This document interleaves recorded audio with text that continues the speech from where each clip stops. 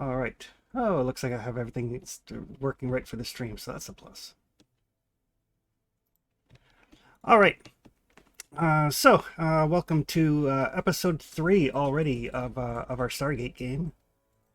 Um, this is a disclaimer for anybody that may be watching.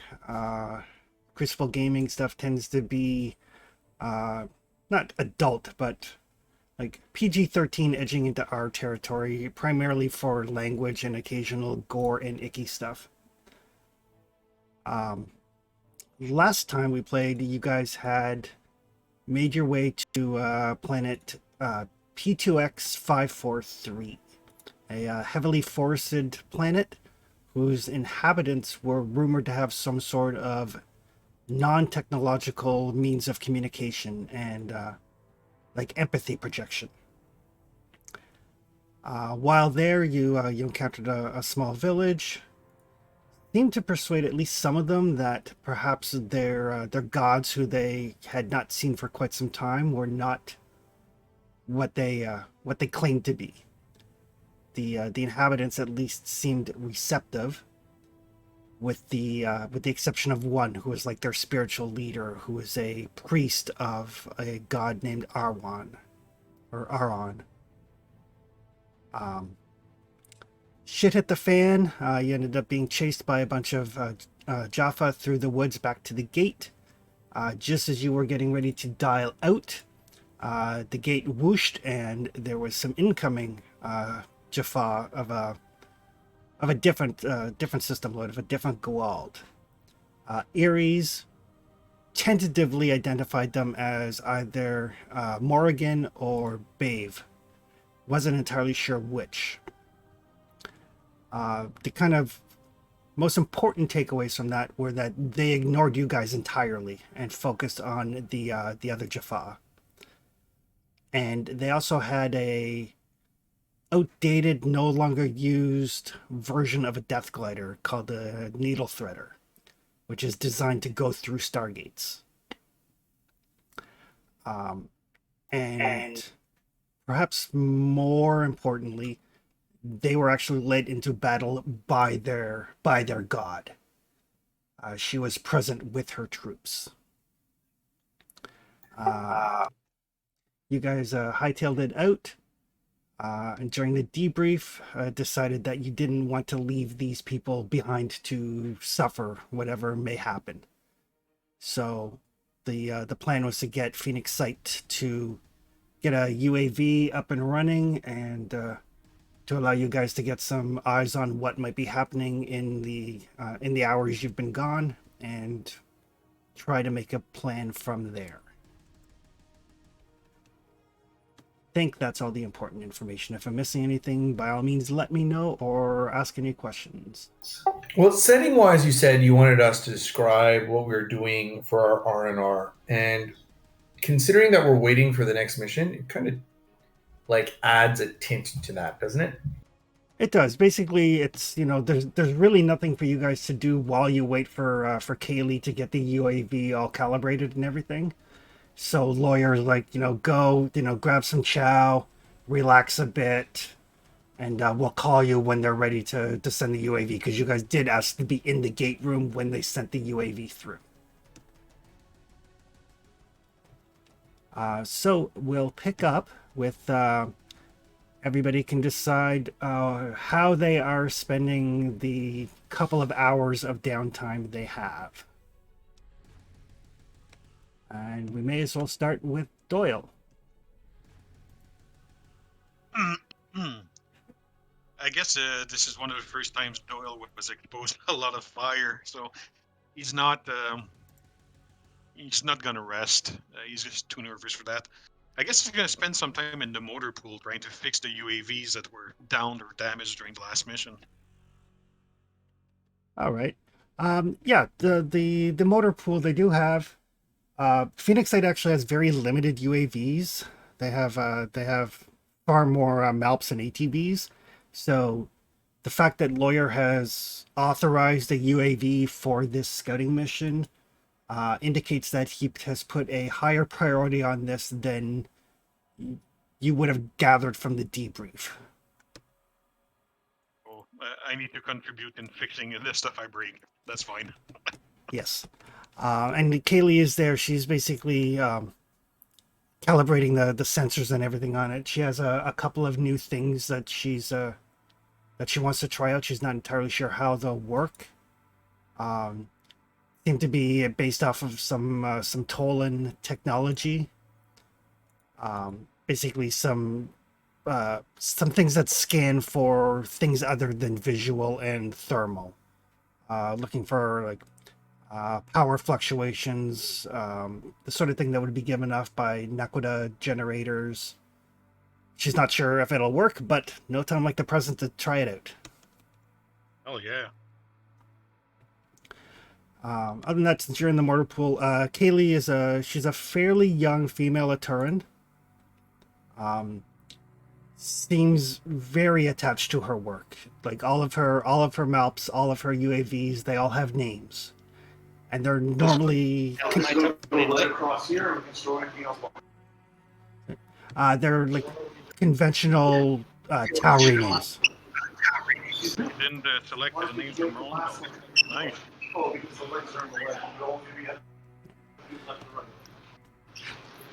So maybe we can have you switch over. Because the next Seems to be some kind of background noise here. Yeah, I think Fox has got a bunch of background noise happening. Yeah, give me a second, guys. Sorry, my phone, my Discord's being funky. No worries. Someone's got an open mic, and Discord just didn't update, so you might have to go in and take a look. Yeah. Yeah. All right. What is Nas doing in his limited time off? So I was originally thinking about doing karaoke, but given the dour circumstances, I mean, he's still at the tap room, I guess is the term. He's just idly swirling a slowly melting block of ice into his whiskey. The only thing that's interesting about Nas is that when he's off duty, he takes off his fatigues. He only leaves his combat fatigues for his pants, but takes off the top part and throws on what normally is a jaunty Hawaiian shirt. It looks less. He has not put that on, so he's just in like an undershirt right now because he's expecting to go off world any second now. I guess does he only have like the one Hawaiian shirt, or does he have like a series of them? He has like 3 or 4 that he normally cycles through, which he leaves at his place, and always has one in his locker. And he is very, very good at compartmentalizing. When he is not working, he is normally having a good time with people, and he wants to get to know people in the base, and is a very congenial person. And when he puts on his military fatigues, it's all business. All right. So just so you guys are aware, and for people that are watching aren't familiar with Stargate, by spending downtime in a facility, you'll get a bonus on a particular skill or ability or whatever equal to the facility rating, which is currently 1. So for Doyle, for the duration of this mission, whenever you pilot any sort of vehicle, the armor class is 1 higher. And for Nas, you get to choose a particular charisma skill and gain a bonus equal to the facility level. He will take persuasion. Okay. All right. Untriu, where are you? Well, the same place he spends most of his between mission downtimes. We brought back a couple low-key samples, plus the information on the weird biochemistry reaction of the natives. So he's spending time in the med bay science hall area. Perfect. So yeah, you did get some fairly good samples. Although it's a heavily forested world, P2X 543 has a fairly diverse biome. So there's a good number of samples and stuff for study. everything just seems very vibrant. I mean, it's a world that's never suffered any sort of climate change or pollution or an industrial revolution or anything of that nature. So everything is much more vibrant and pristine, but still very, very, very Earth-like.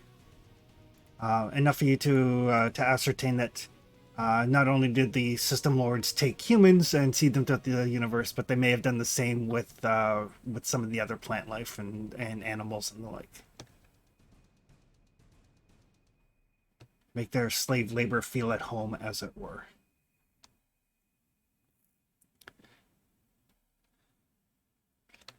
Right.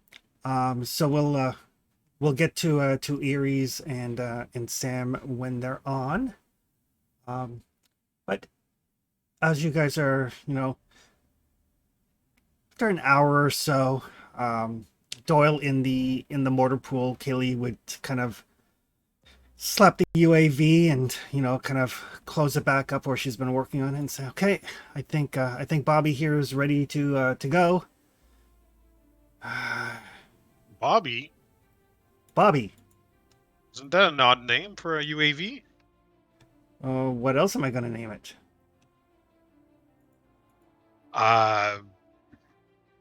Interesting. I don't know. Why Bobby? Well, it's been my experience that most of the tower we have met know a Bobby. So if they think of this as a Bobby that they know, they're more likely to not crash and destroy it on me. There's that. I understand the pain in having to repair stuff that would need just to be protected instead of wasted. But yeah, okay, Bobby. Interesting.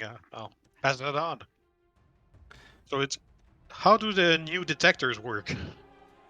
They should be able to pick up power fluctuations, not terribly accurately, but probably within a kilometer or so.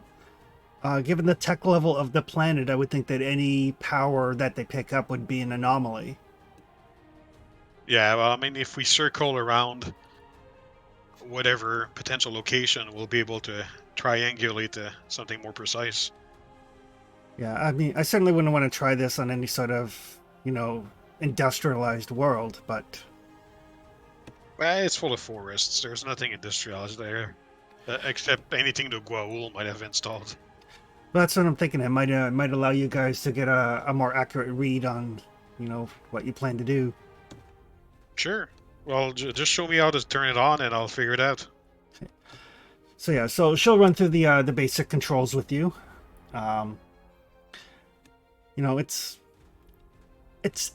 fairly autonomous. Like you can kind of program it to fly a pattern and make it back to the Stargate, but it does require a pilot if you want to change its flight parameters or to guide it into or out of the gate. So it's unless we're going to change something last minute, we don't need much intervention. Understood. Yeah. But you never know. If something catches your eye on the view screen or anything, you'll be all set. Yay! Well, thanks, and I'll try to bring it back in one piece. Perfect. Right. I see Tegan has joined us. Yep, I just got home. Cat screaming at me. Situation normal. All right. So yeah, we're just kind of running through. Everybody's got a couple hours of downtime while they get the UAV all prepped and everything. So if you would like to explain which facility Sam is using and what they are doing with it. So my first question is, so I think on their own, Sam would probably end up in the ASH archive unless NAS was sort of needling them, hey, you need to do gym and firing range shit. So would either of those happen? No, you missed the scene setting at the beginning, Tegan, where we're going back to P2X Right. something. So we're waiting for the UAV to be prepped and launched and seeing how many survivors we can get out of that mixed firefight. So right now, Nas is like worried and drinking at the bar, not heavily drinking, just watching an ice cube melt. So he probably wouldn't be needling you because he doesn't know how much time there's going to be to do anything. Fair enough. I have not failed in physical stuff quite enough that he feels need to remind me to get my ass in gear on that. Perfect. Sam will be at the ASH archive where they're doing the whole research thing. Wouldn't it be pertinent to research like what we found out last mission? And Chris, was that the symbol of the Morgan or batter or whatever it's called? I was intending to do that, yeah. Just to figure out, do some research and do some stuff on that. Because we have I'm like, happy to give it to Keegan. because we have less than a day, right? Is the whole thing in between the missions? Yeah, it's like a couple of hours. Yeah, I figured I would let Eris Brad take point on any sort of cultural research. However, if he's doing other things, I'll end up that. Or we confabulate and figure out something together. Either works. I do consider culture stuff. I will generally cede to Eris because, well, Yeah, all right. I've just realized that Eris Brad is an awesome name for a Stargate character. Perfect. All right. So the Ash Archives, the accredited safe haven archives, it's where everything of significance that Phoenix Site recovers is cataloged and put. So there's like cuneiform tablets and texts and computer hard drives and everything that they think might be relevant is stored there and cataloged there, and you guys have free access to it. So what exactly is Sam researching? Has Eris gone first? Because again, I'm giving them sort of lead on anything cultural and sort of pulling it around that. I mean, I can. I mean, I'd be researching to figure out which Goa'uld I caught, because I want to know whether it's the Morgan or the other one, the Balls, and sort of look into more of that stuff. All right. I'm gonna do my research tends to be focused again. So we've kind of got the feeling of we know it's roughly this area of mythology. My character doesn't know the difference between Welsh and Irish, and it's somewhere in the Celtic wheelhouse. So I'm looking to see if there's anything related to that in a general purpose, as well as if particularly like if we've encountered other cultures like this, and things if there's anything that'd be interesting to me, relevant to me as the astrophysicist. Not so much on the astrophysics, but I figured. But yeah, you can definitely tell, depending on what exactly Aries / Brad finds out. Both Morgan and Bave are portrayed as gods of war, goddesses of war. Bave way more so than the Morgan. Basically, it's kind of the difference between the tactician and the field general.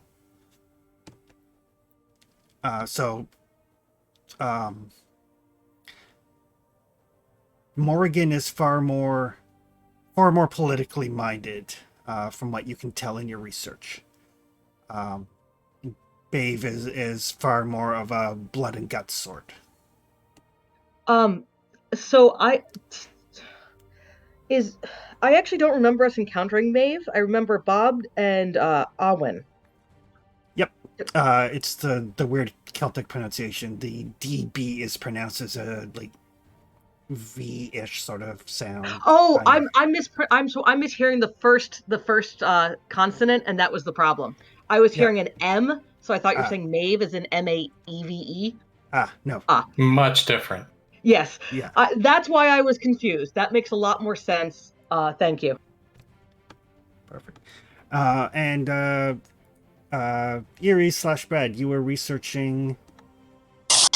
Yeah, so I'm going to research why the Welsh or Celtic gods are all of a sudden, showing up on the Goa'uld radar. This is unusual, considering all of the other system lords tend to be from an Egyptian or other pantheon. So the fact that the Welsh or Celtic gods are rearing their heads, why are they showing up now, is one thing, and the other one is obviously I couldn't tell whether it was a Morgan or Bade. So I want to see. I want to definitively know which one that is. So yeah, as you do a little bit of research, there is actually some pretty detailed information on Babe from Stargate Command. She has actually approached Stargate Command about an alliance at one point. To which Stargate Command was like, we'll get back to you. Needless to say, they do not trust her at all.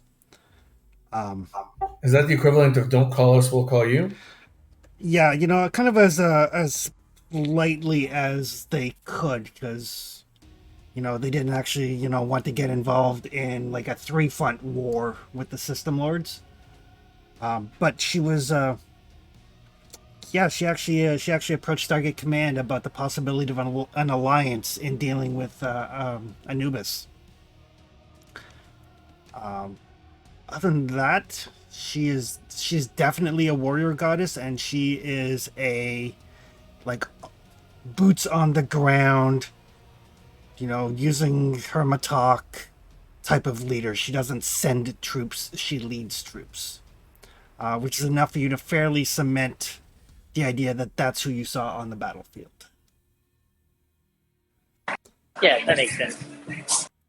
As for why they may suddenly be active, there is a little bit of a power struggle of sorts. When Baylor was killed, his holdings were divvied up. But it's entirely possible that some of them may not have been happy with the table scraps that they got, and they're trying to take advantage of the chaos. Is there any explanation? So most of the first SG-1 Anubis, not Anubis, but sure, Anubis and Ra and all that was based in the Egyptian mythos, which is really old, like 5,000 years old. I feel like the Celtic ones aren't that old. So how the heck does that transpose in terms of culture and communication with Earth or impact on Earth? Does that assume that there were gold in Celtic times? Yes, absolutely. There have been Goa'uld visiting and claiming to be gods. It's not just 5,000 years ago. It's as recently as probably the early Dark Ages, like the 6th, 7th century. Yeah, because Ra was still visiting Earth up until around that time. Yeah, basically up until Earth got smart and buried their Stargate, the Goa'uld were visiting.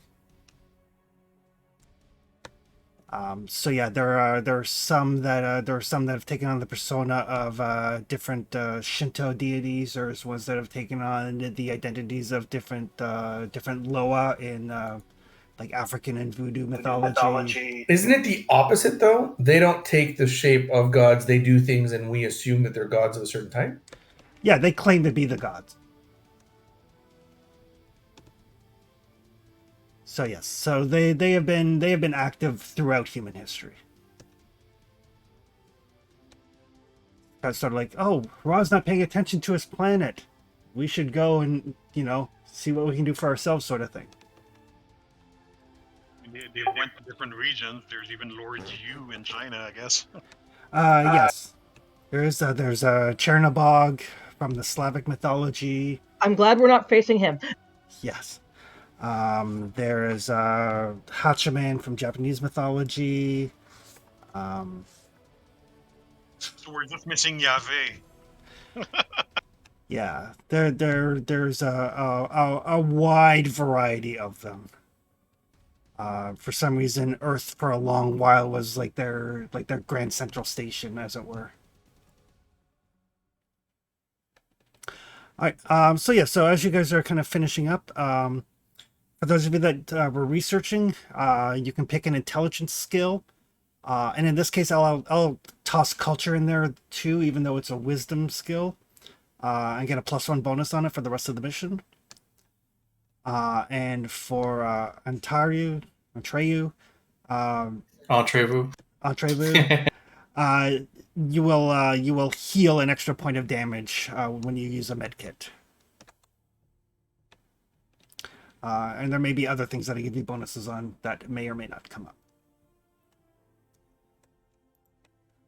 So as you guys are, a little bit antsy, kind of like, whenever we're gonna go, so you don't want to get too deep into your research or too deep into your cups or anything.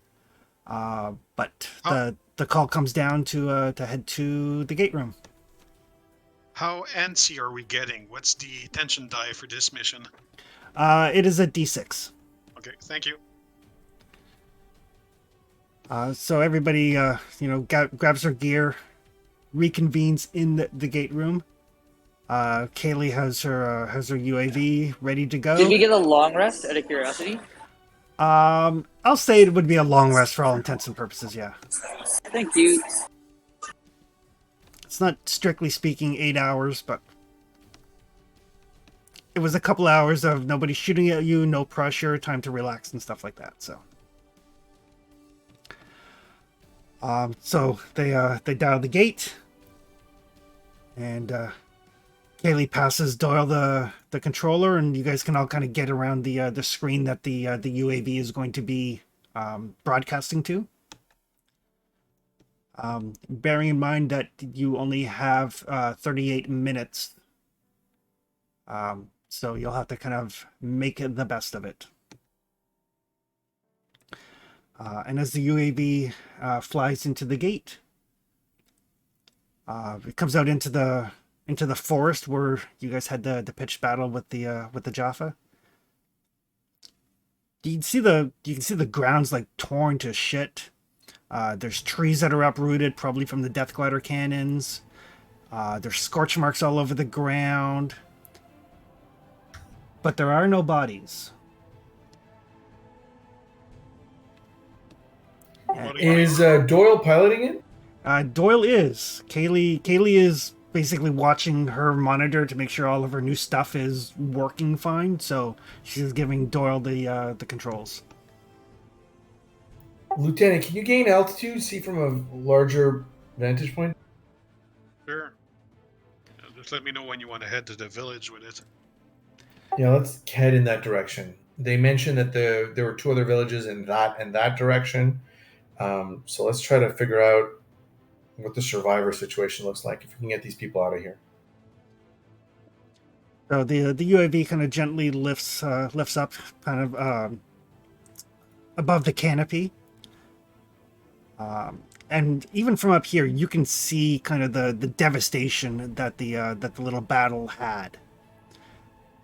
Just kind of make your way over to the village that you're aware of, and you can see there are some clearings in the distance, and further north from the village you're aware of, there's like a small mountain range, and you do remember the villagers said that in that direction was the Cave of the Dead.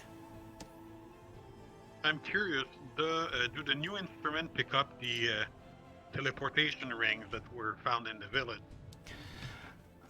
Give me a...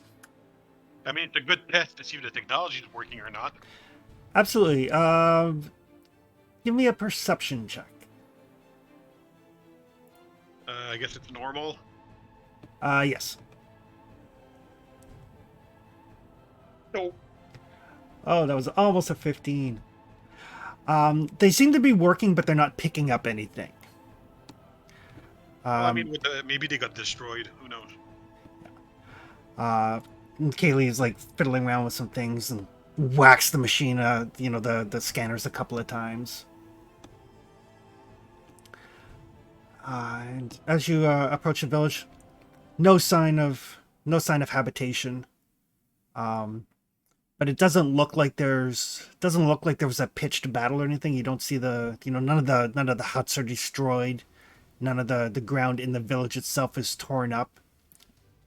Here and there, you do see like small indications of a scuffle, but nothing of the magnitude that the Death Glider, for example, would have would have caused. There's no one in the village. There is no sign of habitation in the village. Huh. And no sign of death glider fire. However, their gods showing up definitely would have had an impact. Yes. Well, I mean, maybe they're gathered all in the same place. I think that they all got beamed up to the ship. Would they? Or relocated to another village. There is no sign of a ship, and there's also no sign that the rings went to another compound yet. But we know that one of those two is the Well, how can you be sure there's no sign of a ship? We have nothing in orbit. Well, that's what I'm saying. We can't be sure that there's a ship. There are no signs of one right now. Unless they all took refuge in that cave of the dead, then we have to assume, and when there's no bodies, they're either on a ship or they're somewhere else. Those rings can lead anywhere. They could have a base in a mountain, and they would have rings. So let's head to the mountains and figure it out. Like, there's probably a road or some kind of trail going there. Can we follow that? There. Give me a piloting check.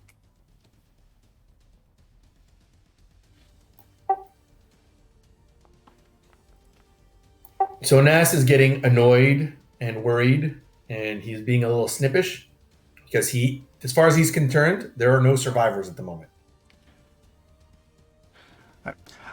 So you have to bring the UAV down a little bit, like into the actual tree line to be able to follow the trails and everything.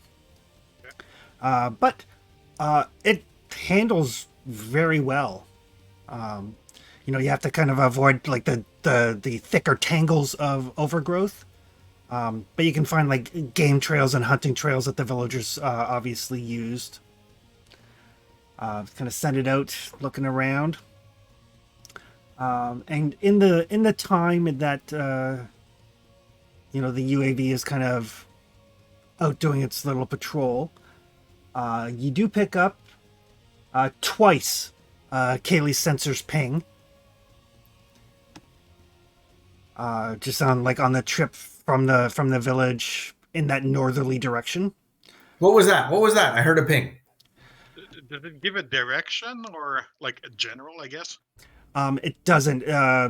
It's only got about a 1 kilometer range, and they're not really tuned yet. I didn't even know if they would work. Well, let's start circling, and maybe we'll get a better idea. Okay. And Kaylee will look over her shoulder at now. She'll go, that's power fluctuations.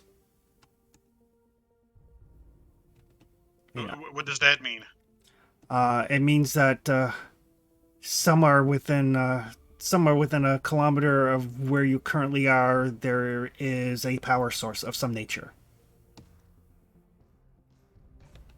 I mean, I didn't think to, calibrate it as to whether, I don't think they're sensitive enough to pick up like a battery or something, but they pick up a generator easy enough. Okay, so let's say we decide to follow the trail and we actually reach the mountain. Yep. Maybe we'll see something. So the first ping is about 6-7 kilometers north of the village is where you get the ping, and then the second ping is as you get within a kilometer of the mountain. Okay, so there's probably What do something those at the pings end. mean? Are they locations? Are they just spikes? Like, did someone turn on the rings and we just pick it up when they turn on? It doesn't matter where they are, or is it a direction? Like, what are we looking at here, Lieutenant? That just means there's energy used within 1 kilometer of the UAV. We don't have a direction. Like, this is new equipment that's just been, well, jury rig, I guess.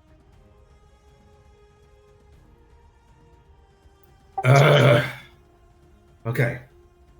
So there's something probably at the mountain, which we kind of expected. But the thing that's like 7 kilometers before the mountain, that's kind of interesting. I guess we need to figure that one out too.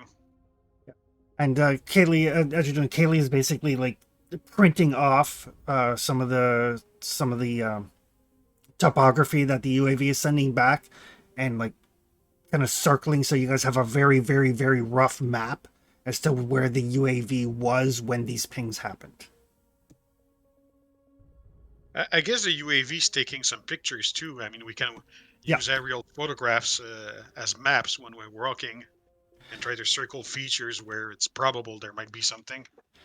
How long can this stay up on its own after the gate closes? Can we just leave it on a pattern for like a few hours and then dial it back and bring it back while it takes pictures? We can. It's got about a 12 to 15 hour battery life. But it won't be able to dial back by itself. No, but if we go in, it could provide support and or pictures from where we are. Is there some way to remote control this if we're on site so you can direct it, Doyle? I think we've got remote controls for that, yeah. Yeah, there doesn't seem to be any electromagnetic interference or anything. You should be able to. So if we shut the gate, we dial back in, we go to P3X party time, we can control it if we need support or additional reconnaissance from the ground. Well, it's not gonna be much support. It's not armed or anything. No, but it's still a scouting tool. I'd rather have it shot at than us. When you say that, lawyer kind of like looks and it's like, We'll bring it back, sir. okay, bring it back. They said bring it back in one piece, not bring back one piece. Very, very true. Thank you. I guess the lesson is fix it before you bring it back. Understood. They are a limited supply. We've lost 2 in the last month. They're about $250,000 each. Mm-hmm. I mean, if push comes to shove, maybe we can bring that needler back. So I think I've seen everything I need to see. I think there are 2 spots we need to take a look at for that energy spurge, as well as, do we have pictures of what that cave entrance might look like and where it is? All right. Yes, the UAV grabbed some pictures. Everybody can give me a perception check as you're kind of looking over the pictures, because they are kind of like grainy, high altitude pictures. You know, you can sit there and go like enhance, enhance, enhance.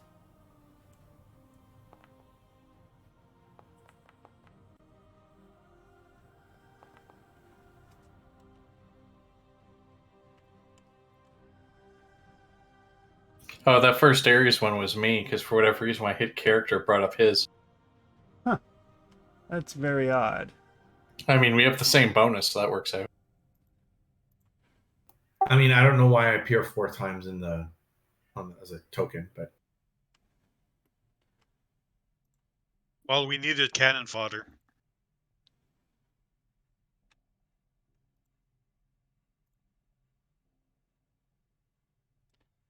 Wait 1 sec here. I only know it was the first one because the dye color was was my preset yellow.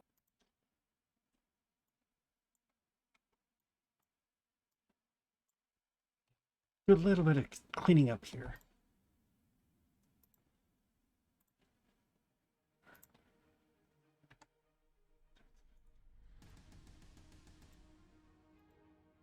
Okay, try that. Try hitting C there, B. See if it brings up your character sheet.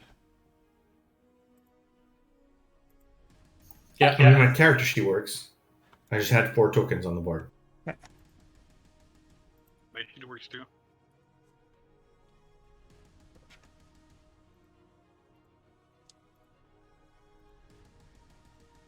For some reason, my permissions are all askew here. There we go. All right. So, as you guys take a look at these kind of grainy photos, you do see what appear to be figures outside the cave entrance. At this distance, you can't make out any real details other than the fact that there is like the glint of light on metal. And since it's kind of a top-down shot, you would guess that is probably the collars for the armor of Jaffa. Are they noticing the UAV flying over them?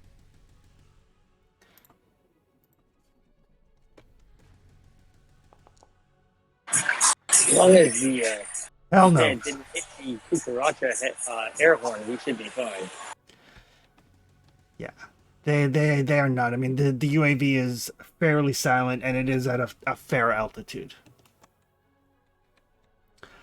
Now hit the button for the light show. Yeah, and Treyu, you notice near the mountain, probably maybe 2-3 kilometers. It's really hard to judge the distance.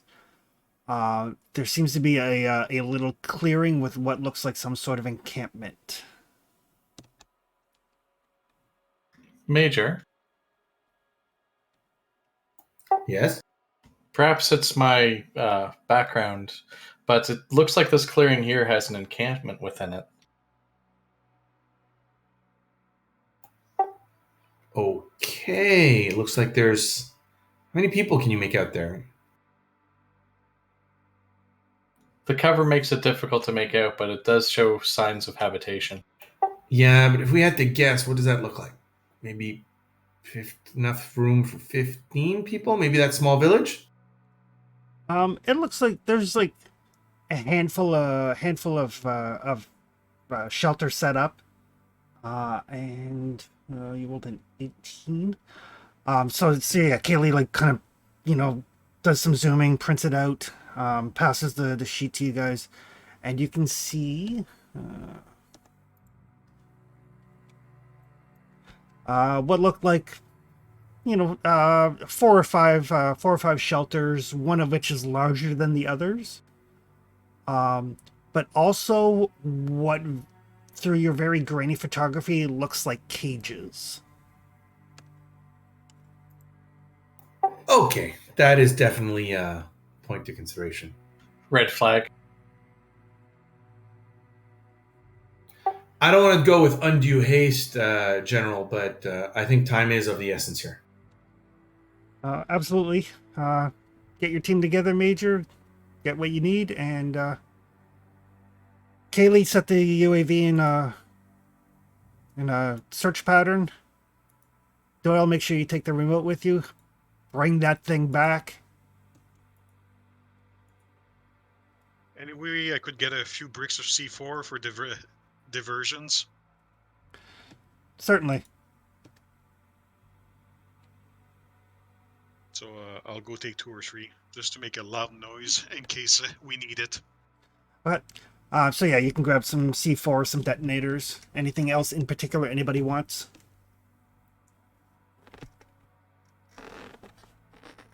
Extra smoke grenades. If that flyer is still in the air and we need to create cover to be able to get to the gate to rescue people, we might need some extra smokes.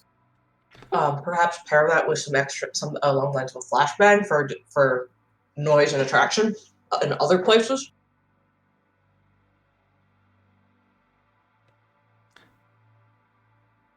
All right. So yeah, so lawyer just kind of like, starts looking around the room and starts, ordering people to, get into mission position basically. You guys can go and gather your gear and get ready to disembark. I guess we're ready for a hike. Yeah, and it looks like it is going to be a bit of a hike as well. What are we looking time in terms of distance?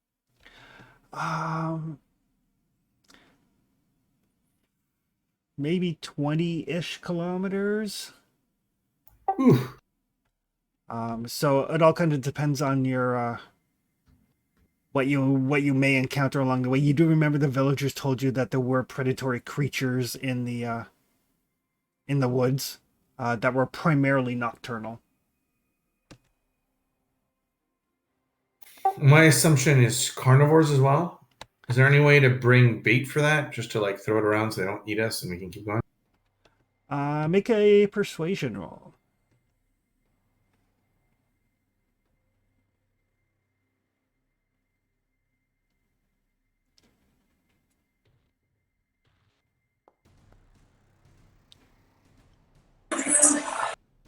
Could I guess about the nature of those predators based on their descriptions from the natives. Apparently, nature's an infield for me. All right. So yeah, the description that they describe them as large hounds. So you're thinking some sort of Sausage. canine. Yeah, canine is what I'm thinking. Yeah. The way the villagers spoke when you were relating stories and everything, they indicated that they were large, but not as large as a full-grown man. So yeah, any sort of meat. I mean, most canines are carnivorous, so any sort of meat would probably serve as a sufficient bait. Yeah, like a string of sausages or whatever. A handful too. I rolled 21, but that's because I added my +1 bonus for spending time in the tap house. I don't know if that Yep. applies to the general, but yeah. Yep. Oh, it absolutely does. So yeah, so as the general's ordering everybody, he's like, sends to the mess hall to bring down, not necessarily sausage because he's not wasting good meat, but like the scraps and stuff. And they send them down in like a vacuum sealed bag. Excellent. I make sure everyone gets a bag. Okay, perfect. Well, I guess it's the first time anybody requested that for a mission. Not the weirdest request we've had, but it's up there. Okay, team. Phoenix Team 2, let's get ready to go. Boots ready, 10 minutes. I guess we go all grab our gear and meet at the gate room. Okay. Aside from some C4 and the meat products, is there anything in particular anybody wants to get? We did mention the smokes, extra smokes. Yes, extra smoke grenades and flashbang grenades. Well, I'm not drinking chocolate this time. Yeah, that did not go well. Bring Hey, bacon. Weird. I go over to Doyle. Doyle, if we need to get through a lock very quickly, is there something that you have for that? Like a pair of pliers that we might be able to bring to cut people out of a cage? Oh, I got my toolkit. Is that good enough? Is there like a blowtorch there? I don't know. Yeah, there would be Is like there a a blooper? small acetylene torch in it. Fantastic. Either that or a small metal saw. Both, actually. Unless you run into something very, very odd, your toolkit will probably handle most of it. Okay. C4 will also, so we'll figure it out. C4, I mean, it's going to be either definitely. cages or force fields, so it's one or the other. Well, there isn't much to do about force fields. There are things that can be done about force fields. Convince the person to throw the switch off. Find Hey, the power General, we're supply and ready to go. disrupt it. All right, so everybody gears up. They dial in the coordinates. Again, there's a whoosh.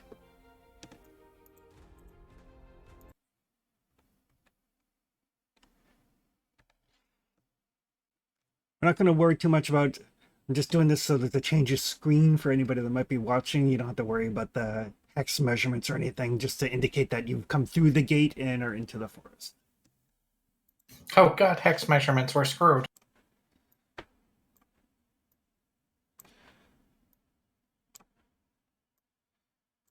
I've got Okay, let's take a quick look. Check the gate, make sure that it's okay. Let's check the DHD, make sure that it's okay, and let's proceed. Everything is still secure.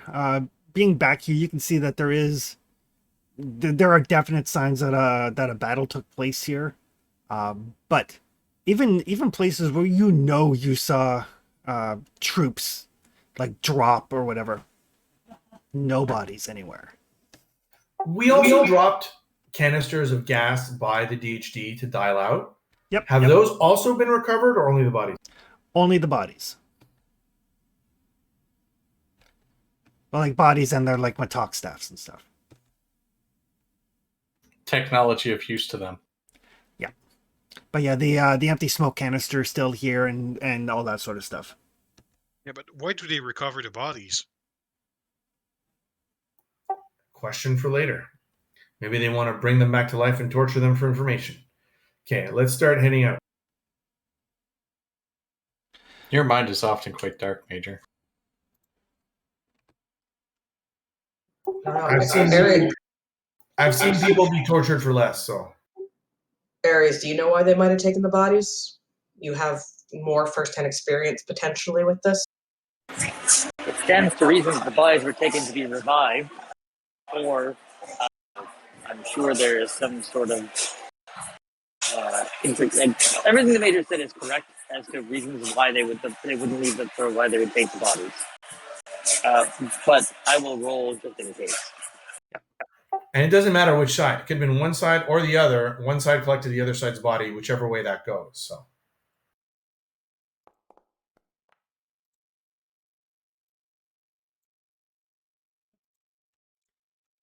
Chris, is there anything I missed? Give me half a sec here. Trying to figure out why Doyle is showing up as Major Nesbitt. You tell me. One drink too many. I have a nice jawline.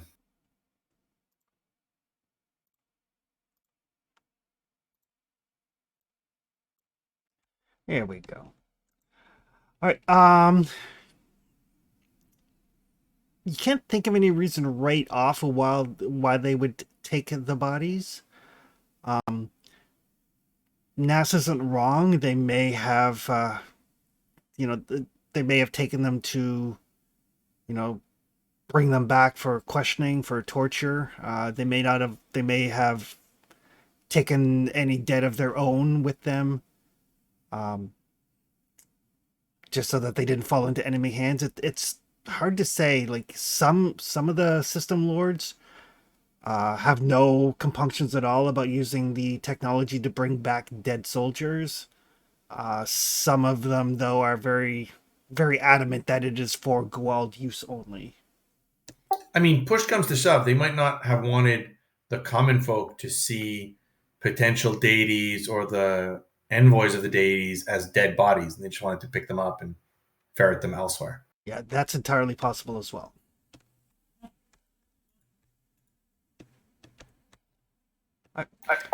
Doyle, you had the map. Which way are we heading? This way? Fantastic. Let's go that way. How do I select the way? Is there a check, or is it assumed that I know geography enough? It's assumed the way this works. Stargate has mechanics for travel that we're going to get a chance to use. So basically, along the way there will be potential encounters. If you guys make the check, then you will pass it, and you'll basically take some cards out of the deck. When the deck is completely used up, you guys have arrived at your destination. Okay. I conveniently put them all into a rollable table, so it's a little bit easier. And Captain Tanner, I didn't quite remember, but you're the reigning astrophysicist here. How much daylight do we have left to be able to cross these 20 kilometers? So Tegan forgets, though I feel like I remember them having a longer day cycle, but do I need to do a roll for this? Or Yeah, make a science roll.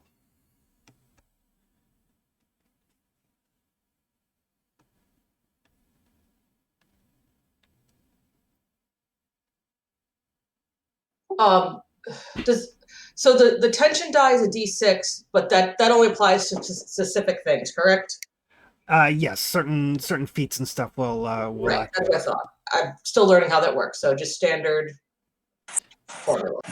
I'm gonna mansplain to her so that she can get a better roll. Oh, never mind it. That's what you get for using the term mansplain. Why is it saying Doyle for that check? That's a... Wait a second. If you select I pressed someone, T and it pulled up Doyle's sheet. I didn't even notice that. so if you select someone I didn't have And anyone then- selected at the time. and then click on C or whatever, it assumes that you're trying to deal with that target. I never even clicked on anyone. Okay. That's a little bit. I mean, it's minorly different, but Yeah. we can. Wrong sheet. You can retry. Yeah. Just click on, like, double click your token, see what character sheet comes up. I went to my tokens. I double clicked. I got my character sheet up. Didn't even realize that you could pull up someone else's sheet. Yeah, I'll have to check permissions. I may have them set wrong.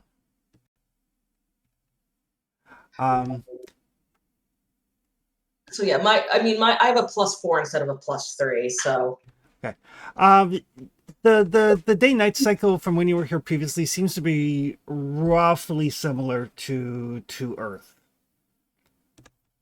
You can't quite remember if it was a little bit longer or a little bit shorter, but roughly similar. yeah, it's so I think we're looking at something within standard deviation of Earth normal.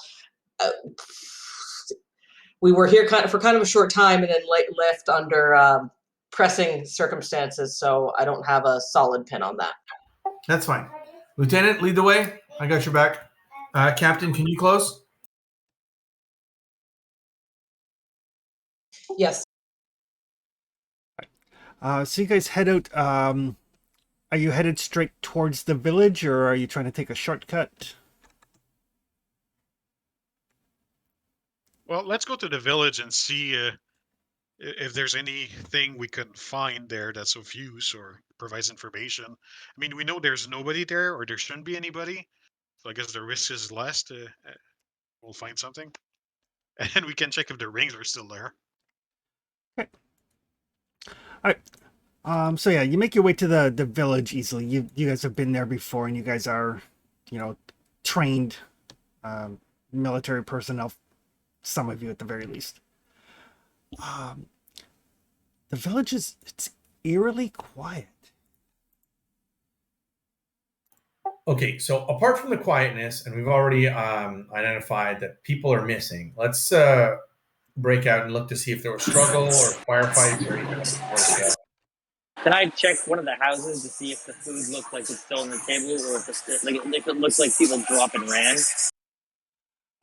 Certainly can. Everybody who is taking a look around can give me an investigation check. Or if you want to help somebody investigate, you can give them advantage. I've got a +5 to investigation, so if anyone wants to help me, that's great. I'll give Eris rolls advantage. aren't as bad. I will assist the captain. I was gonna say I have a +1 and 1 intelligence skill, so I figured might as well do that, which will give me I'll be at a +5 for everything. Plus I have an assistant. That's correct, and I rolled a 13 to assist you. Yeah, you don't have to roll to assist, it just gives advantage. All right, so I roll with advantage and I add 1 to my total because of my downtime. Did I mix 2d20 where you have to succeed to be able to affect the other person? Yes. Okay, so I got a 24 on that. All right. So Ares and Antreyu, you guys are like checking out the houses. It looks like I'll take my Eureka point for failing that roll. you definitely can have a Eureka point. Oh, did I get an Eureka? Did I technically fail the earlier science roll? Then? Yes, you did. Okay, so I have a Eureka point. Yep. So I have to remember to let the science folks know when they actually failed. You don't see anything. The food from when you guys were having the feast and then everything kind of got interrupted. That food is still here, indicating that whatever happened very, very quickly. People didn't have a chance to clean up after everything went sideways last time. Is anything knocked over though? Like, because it's out, but does it look like things were like there was a hurry? But Stam and Nass, as you guys are taking a look around, I imagine you guys are like checking the outside, looking for signs of a skirmish or a scuffle or anything of that nature, while the others check the insides. So outside, you do see, like you wouldn't have seen it on the UAV, but on like one or two of the huts, there are blast marks. Nothing big enough to indicate like that it was a staff cannon from a death glider, but definitely Matok blasts, just like some scorch marks on like, oh, the corner of the house over here, and oh, if you know over here, it looks like if there was a skirmish to Sam and Nass's kind of trained military mind, it was fast and there wasn't much of a resistance at all.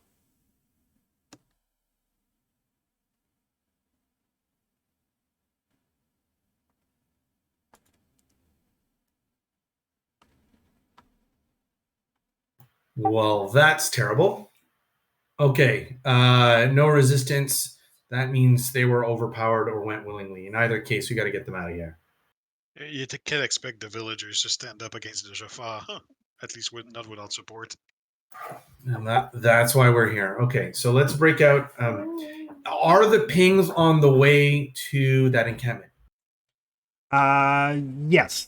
One of them was on the way, like northish of the village, and the other one was at the mountain itself, and then the encampment is, and Treyu's estimation, 2, 3, maybe 5 kilometers before you get to the mountain. I was asking Doyle, but I forgot to say it. Thanks, Chris, though. Okay. Okay, Doyle, pick the path that you think is best to get us to the first ping, and then from there we're going to head straight to the encampment. There's going to be a trail. We'll just follow it and be careful. Okay. All right. So you follow along the trail, and periodically, I think Ares, you have a +5 investigation. I got +5. You got +5 as well. So to Ares and Doyle, periodically you can see that there are like tells almost. You can see like people have walked this trail. Normally when people are following a hunting trail, they're not dragging their feet. So it looks like perhaps that they were taken along this way, perhaps under duress. But there is definitely indication that people were led from the village. Is there any signs that they were led with chains or something, or that you can't tell? But you do see like some of the footsteps in the dirt of the trail are like dragging. Okay. But those are dragging footsteps. They're not dragging bodies. Correct. So maybe people were wounded, maybe they're shackled, you're not sure, but in any case, they're prisoners. Yeah, it's not the sort of foot traffic you would expect to find along a hunting trail. Are there, and maybe we haven't crossed enough distance, or maybe it's an encounter, but have we run into any shows of excessive force, like blowing up a tree randomly, or someone caught running and then shot from behind or whatever? Nothing that you have noticed as you travel along. But I will get. Who knows Jaffa procedures? Like, they've captured everybody. Will they be putting guards, or do they assume that they're in charge of everything and nothing's gonna happen? Like, how arrogant are they? Pretty arrogant. The question is, do they think that we're coming back? Or some other world is coming back? You have to think, for people like this, true oppressors, and it happens on Earth as much as it happens anywhere else, they don't view people as people. They view them as resources. So to them, capturing them and holding them is important, but they also assume that someone's going to try to get those resources instead of them. So they will be at least a nominal amount of defense, no matter where they are. Then we'll have to get sneaky eventually.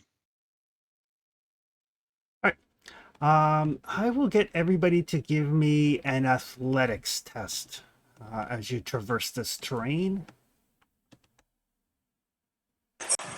Oh no.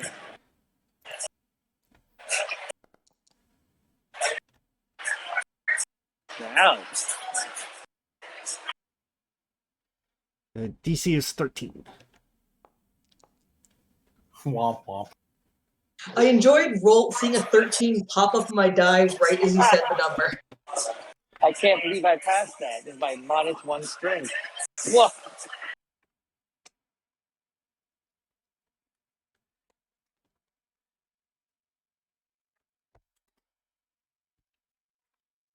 One sec there, I gotta check something. So much for the Navy being trained to do land, right? Wetland. Exactly. Why you can't do any over like what's it called? Overground march. So normally on a boat. Distances are pretty limited on a boat. That's Maybe our they just start. need a Put bigger wheels boat. on them.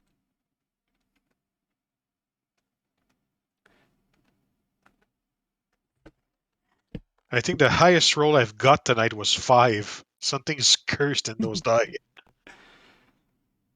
I do mention as we head on off to assume that we're in hostile territory, so make sure your weapons are live.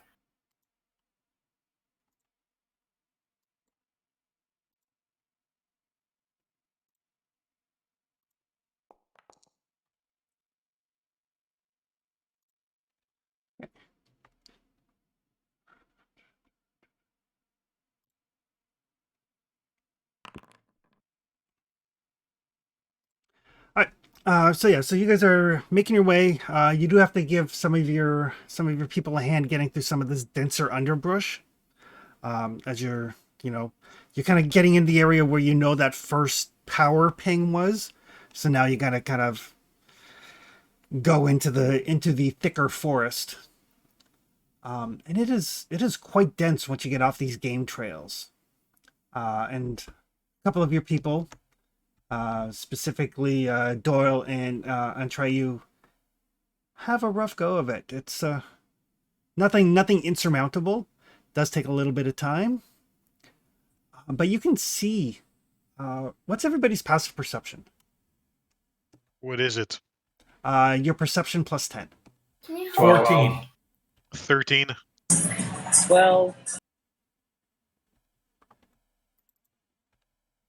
Might be better to post it as opposed to yell it. Yeah, that's true. I think 14 is the highest.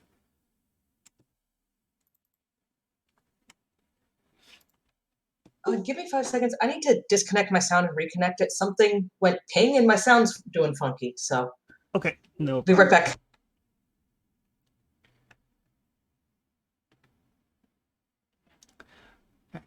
All right. I don't think anybody really sucks at perception. So as you guys are making your way and you're kind of helping your friends through this thicker underbrush, Nas and Sam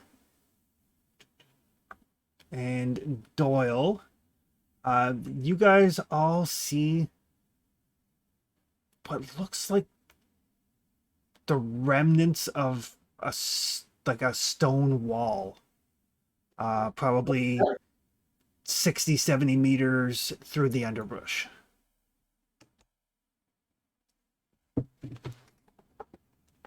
Are we getting anywhere close to night?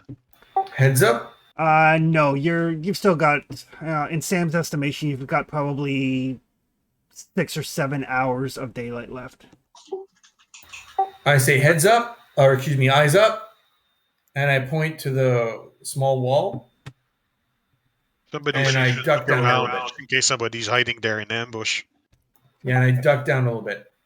Or maybe I don't say eyes up. I probably point to it because I'm better than, or my character is better than me and smarter than me in terms of military stuff, right? Okay. I probably wouldn't say, hey, look over there. I'd probably make a motion of some kind.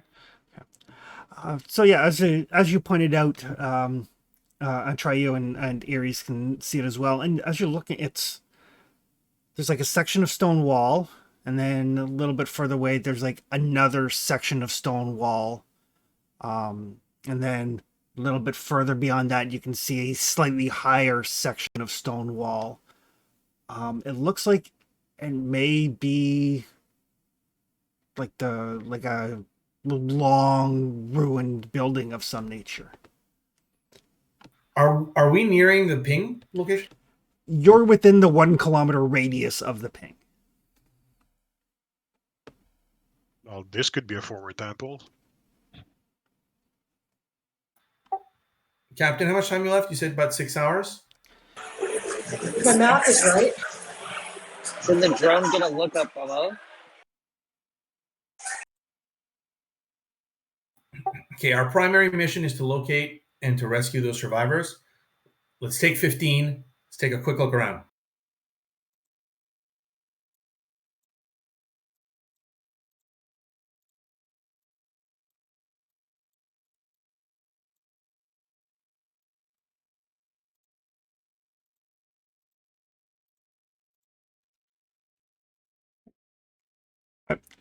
So yeah, as you take a look around, you get a little bit closer. You can see it is definitely the ruined walls of a building.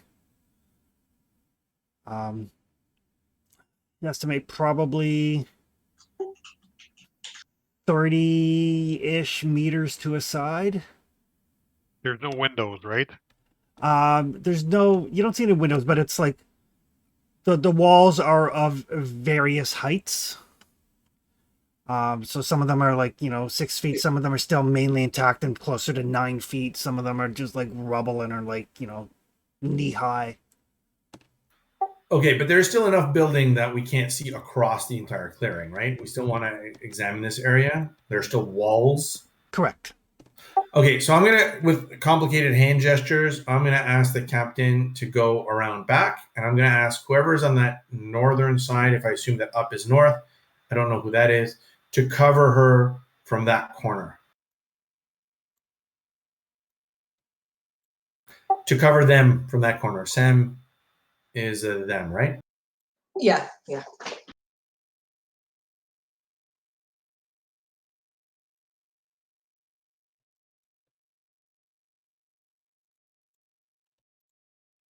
So I think that's Iris. Iris, I'm asking you to cover Sam from that corner. So don't get necessarily closer to the wall. You're just covering that entire 90-degree angle around while Sam. All right, I'll work to do what I can to keep an eye on it and cover that area.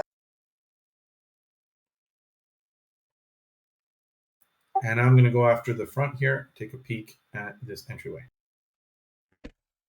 Doyle's with me. Okay, perfect.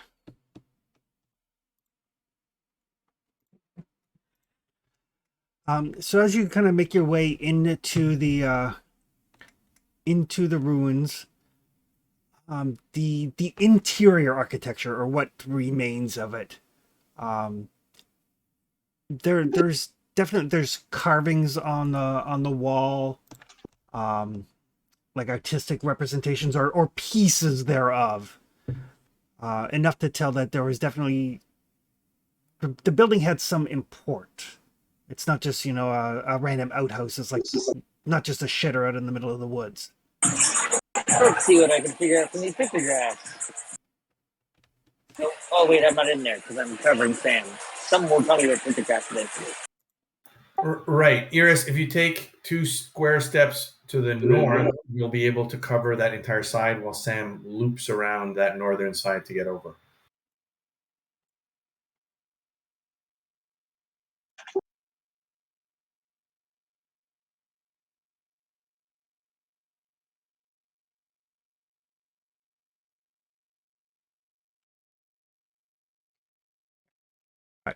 So as you guys kind of make your way carefully using, proper protocol, covering each other as you venture in, you do,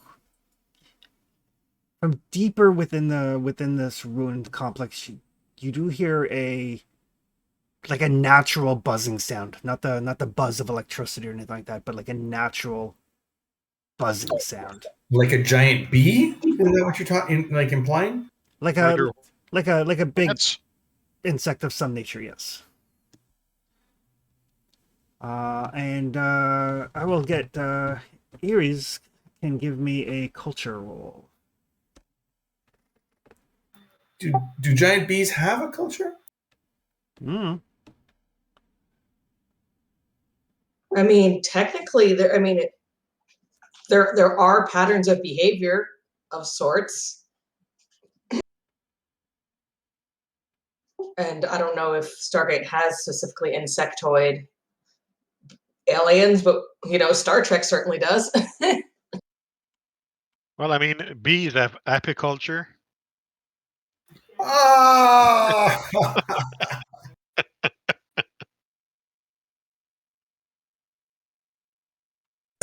Well, I made that's the roll definitely this better than the time. Sinti. Are we waiting for Iris's roll? I'm trying to see. I rolled twice. It's not letting me. It's not showing up. Not showing up. Wait a second. How do you? On the how do you- upside, we discovered how to roll for you, so maybe we can do that. How do you move the map? 'Cause I can't. I'm like stuck in a black square here.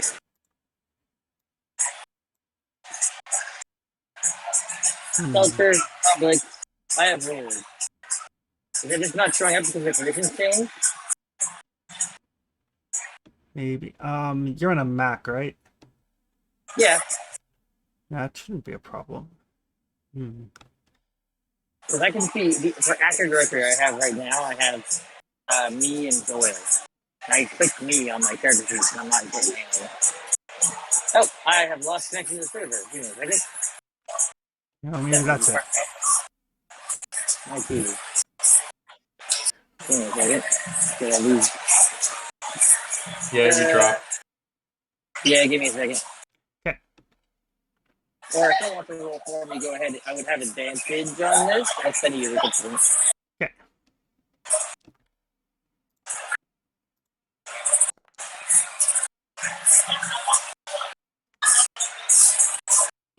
Right.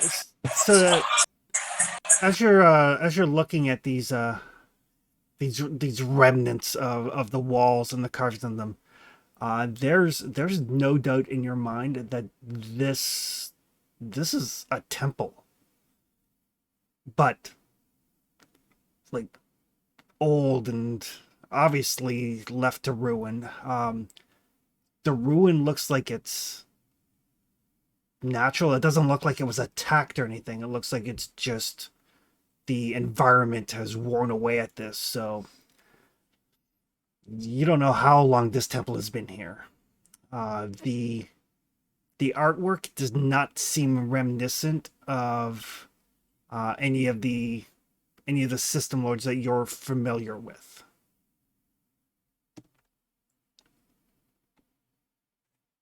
They spent thousands of years killing each other, anyways. Quite possibly.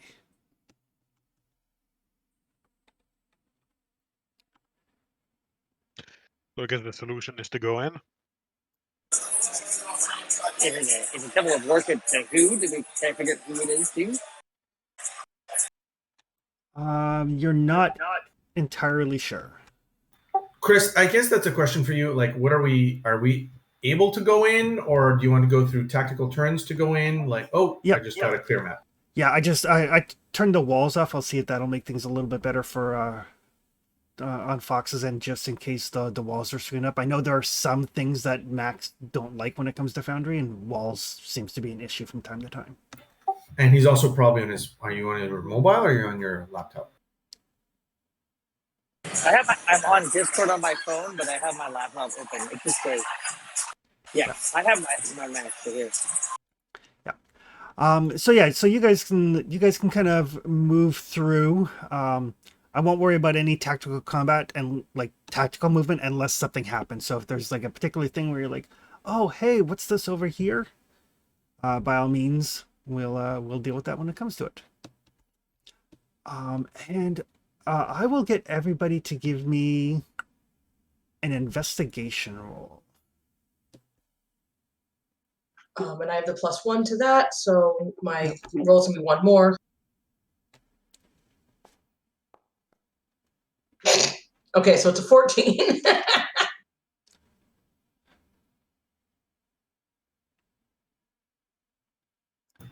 Okay, are we clearing this out, or are we assuming that there's no hostiles here, Chris? It's up to you guys. It depends on it legitimately depends on where you guys go and what you do. Okay, well, I tell everyone we've got 15 minutes to take this out, take pictures of everything, And yeah, our primary mission is to save the hostages. Is there anything in there that could be a source of energy? Nothing that you have spotted yet. So as you guys make your way through, Doyle, you notice there seems to be markings on the wall. They look to you. They look like tally marks. Like, you know how like people will count down the days when they're in a jail cell in a cartoon or whatever. They look like tally marks along the walls. But what draws your attention is they're at a consistent level, the ones that you can make out, where the walls haven't been destroyed. And they look...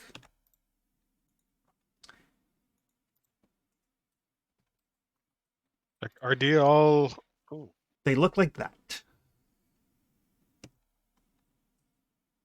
Hey, Major, have you seen this?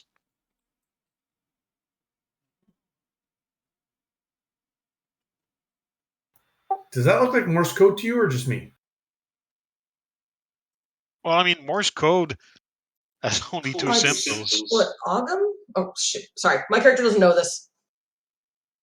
This is not Morse code. This is something else. I said like Morse code. The idea is that it's not a repeating pattern. It looks like something, and it's not random either. I know I've seen people with tattoos that look like short bits of that.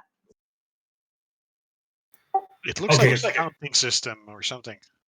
Okay, so I go on the radio because my assumption is that the other people are a little bit further, and I say, Captain, or Aries, you might want to come over here and take a look at this. We're going to take a few pictures of it. Like I said, we still have 10, 12 minutes left here. Maybe it's going to be worthwhile to take a look at it during our trek, but I don't want to be delayed too much here. In the meantime, Antreyu, as you make your way around to that northern side, a couple of things kind of draw your attention. You do see what look like decent-sized winged creatures, kind of like nestled in the various cubby holes of the ruins. You're not sure exactly what they are. They don't seem to be poking their heads out or anything. You just see them kind of like moving around in these little cubby holes. Kind of like how you know how sparrows will roost in a house. Okay. Chris, you did not say birds. You said creatures specifically. Is there a reason? Insectoid. Yes, Antreyu has no real frame of reference for a lot of creatures. And the other thing that draws your attention is down here. There you see the glint of metal on the ground, fairly large, probably 7-8 feet in diameter. Major and others just do be aware that there appears to be native fauna roosting within cubbies and different holes within the wreckage. I do see in what is based on earlier directional estimates, the southwestern corner, there appears to be a metallic item on the ground in that area. Okay, we'll check it out. Dole, come with me. We'll check it out. We took some pictures of this thing.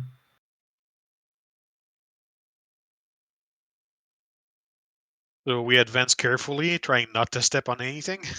Well, I think we're advancing and the captain's coming to our position. Take a look at that on those markings with Eros, right?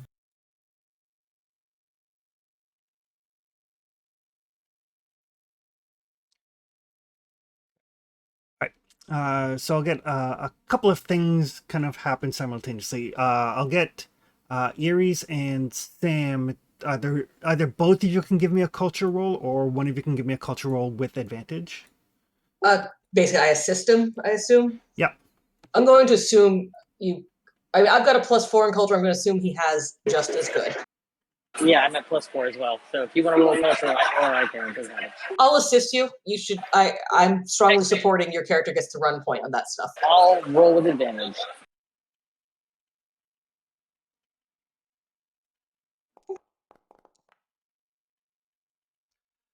All right. So yeah, this is definitely you've seen markings like this before. This is a sort of proto language. You've seen some of the system lord. Um, some of them have used it in the past, just like some of them use the affectation of using hieroglyphics. Um, it would take you considerable time to translate it, but it's definitely a language. It's definitely something written as opposed to just random scratches on the wall. I will report that this is a language. We should take pictures of this to decode later.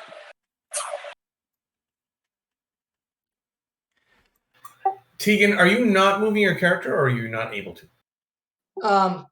I did the thing where I had my character sheet going. 1 second, let me reload. It actually was making me reload the entire application, so I'm apparently having some Foundry issues. There we go. I'll move them up. All right, Nas and Doyle, as you guys move, first thing that draws your attention is that glint of metal that Antrayu saw. It's about 3 meters or so in diameter, and it looks like a metallic ring in the ground. Oh, Like a Stargate, or like a ring setting for like teleportation? More like a teleportation ring. It's not nearly big enough to be a gate. I look around to see if there could be a switch somewhere. Not that I'm going to use it. I'm just looking for one.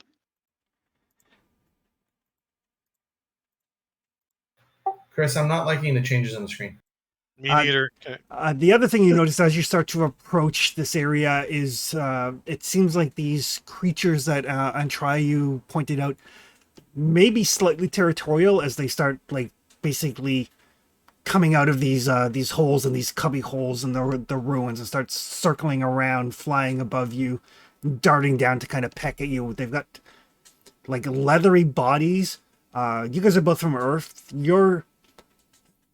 Your best estimation would be some sort of bat, maybe. But if the bat had a like very long needle-like proboscis and was completely and totally hairless.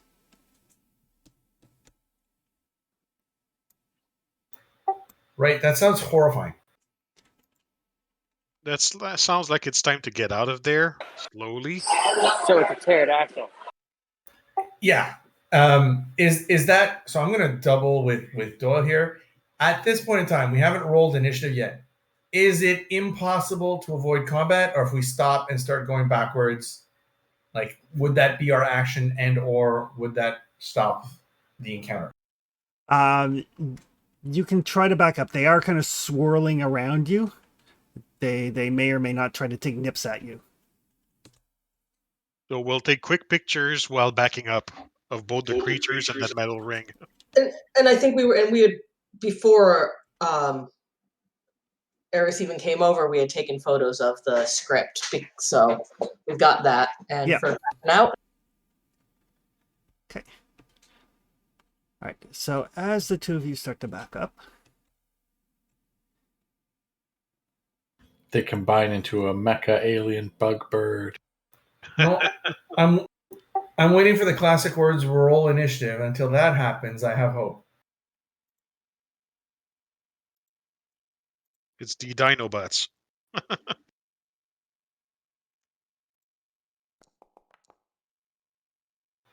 Uh-oh. that is going to be a 15 against Nas. Somebody's Is he trying to convince me or drink me under the table? He is trying to eat you. So I have an AC of 19. Okay.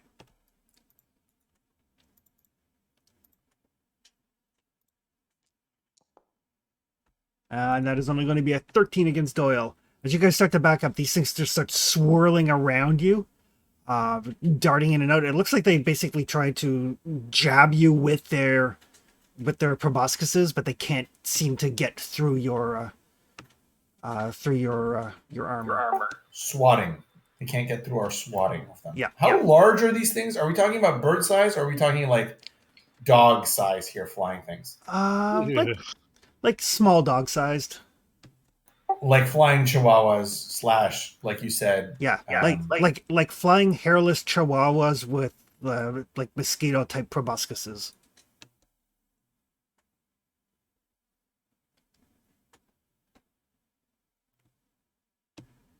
So let's get out of here. Yeah, we're backing up. I mean, I don't know what order you want us to do things, Chris. Okay. I don't know if I should be rolling initiative and then moving on my turn, or if I should not be rolling initiative and just saying we're backing up. Yeah.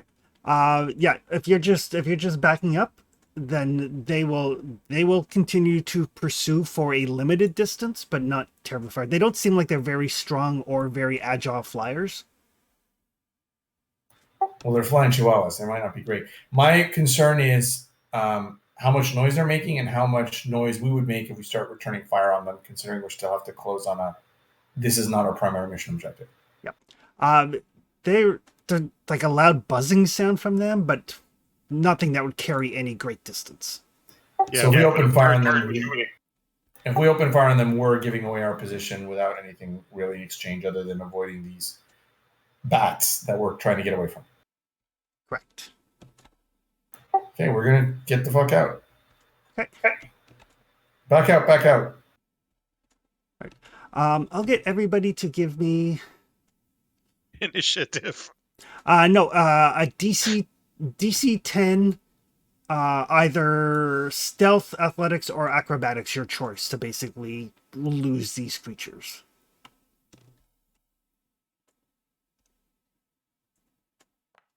I'm using athletics because that's slightly better. Stealth, athletics. What was the third one? Or acrobatics. Survival. Yeah, I'd allow survival. Fantastic. To what exactly?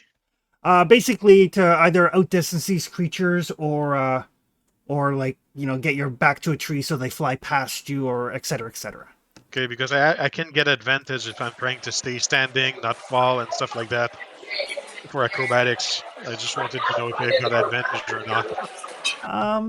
Yay, another Eureka point. Also, I rolled a 1.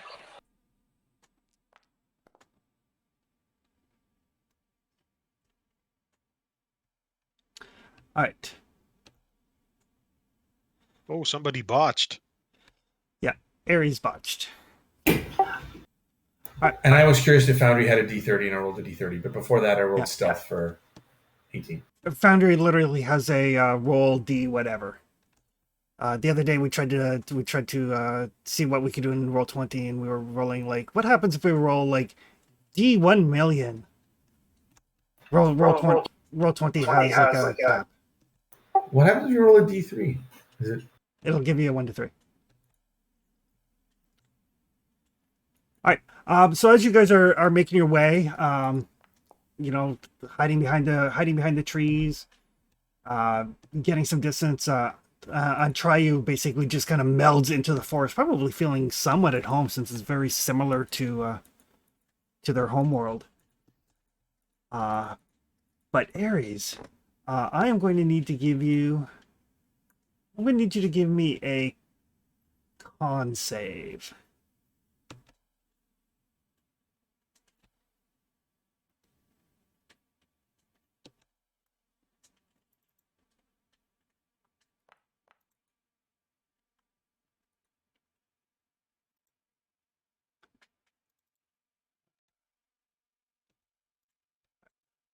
So as you're making your way, one of these things does manage to land its proboscis into you. That sounded dirtier than I needed to. For 6 points of damage, and you can feel like as your skin gets pierced, you feel like like when you get your flu shot or your COVID vaccine that everybody should have by now. Booster next week. Excellent.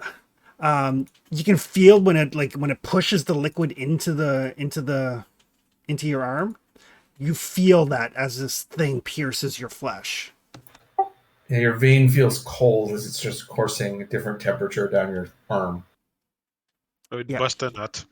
Yeah, part of your arm goes momentarily numb.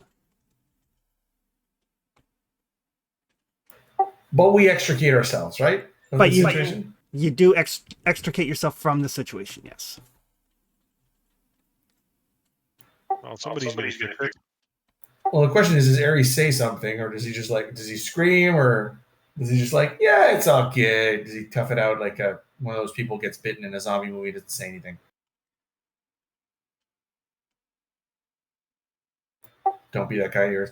And Chris, do you want to announce for the ones who are going to be listening what's happening with Ares? Is this player character? Yeah, where Fox says it's really loud right now, so he can type in the chat. That'll work just fine. So yeah. But yeah, Ares would say, "Hey, the blood of the ancients is not for you." But yeah, as you kind of run and you guys notice when you guys kind of regroup, Ares does have this slowly growing purple wound on his arm. Did it lay eggs in you?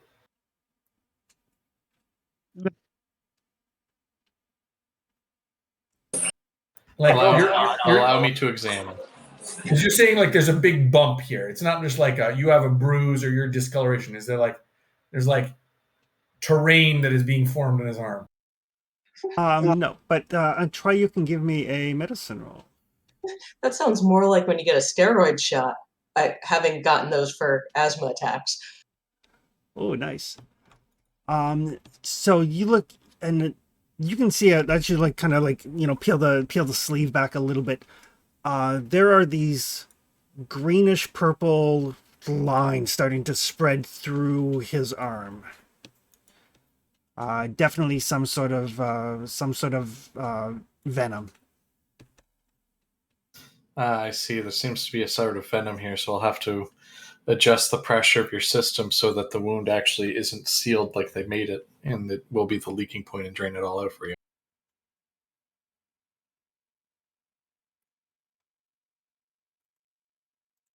Blah, blah, blah medicine. Yeah, I nod as if I can follow, but I'm not really. All right, yes, give me a DC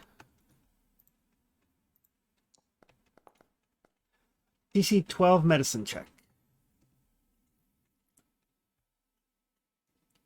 One of the things attention die is good for is for setting random DCs. Oh, that's bullshit. I think so far the only decent roll you've had so far, I think, was that stealth roll. Yeah. No, the medicine roll right before. Stealthily help him. Is anybody else actually trained in medicine? I don't have it as a checked off skill, but I've got a +2 in it.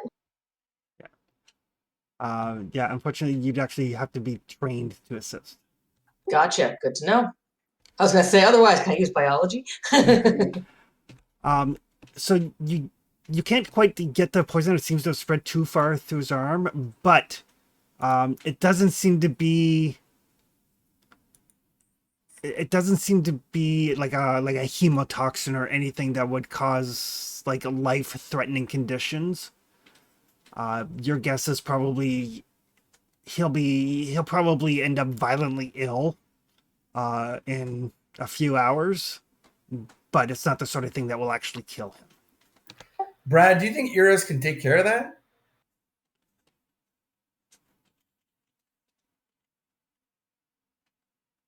He'll be fine.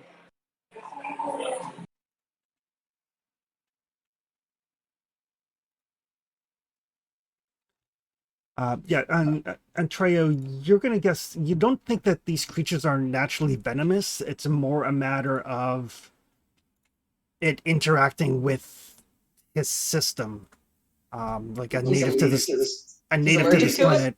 Yeah, basically like an allergy more than anything. Yeah, like the bacteria that naturally is on their proboscis. You're not naturally immune to it. I would like to point out that game 1, when we talked about what things would you customize for your away kit, I did say allergy meds.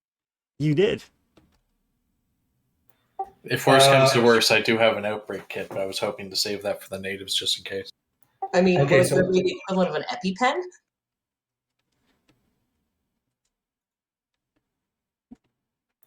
I'm not I the don't know doctor. enough to know if it's equivalent, if it's appropriate for this, but Well, anything's going to be better than amputation. Let's give Entreyu a medicine check with advantage. Yeah, now both of them are good. Yeah. So yeah, since you did spend some time studying the different samples and stuff you had brought back from this world, yeah, an EpiPen or even Benadryl might do the trick. Like it's a very severe allergic reaction. yeah, there is definitely Benadryl in this kit. Yeah. I'd say Because- odds are there's Benadryl in everyone's personal kit that isn't that is like Torii. Look, citrazine's great, but it's not fast acting. That's the maintenance drug. Here, Brad, have some of this wonderful stuff. You'll feel better. It's bright pink because it's Benadryl, or that's knockoff Benadryl. It's a different color because we're on syndicated TV and we didn't get the. No, the generic Benadryl. The is generic hot is pink. bright pink. Is the same pink. Yeah. Ah. Okay. After we. It's like if you get Pepto or the generic bismuth, it's all that same pink too. After we dose them, we continue. And I whisper back while we're continuing. Wasn't the dude that handled, or not the dude? Wasn't the Goa'uld a genetic experimenter? Like he gave the people. Arwen, yeah. He gave the people telepathic abilities. Wouldn't it be? I don't think it would be a stretch for him to make Chihuahua bat venomous dogs that react to Jaffa and other Goa'uld, right?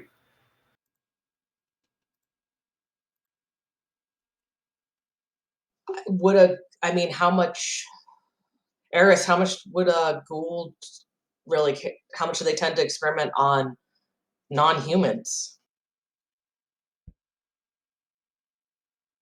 or non-potential host bodies species?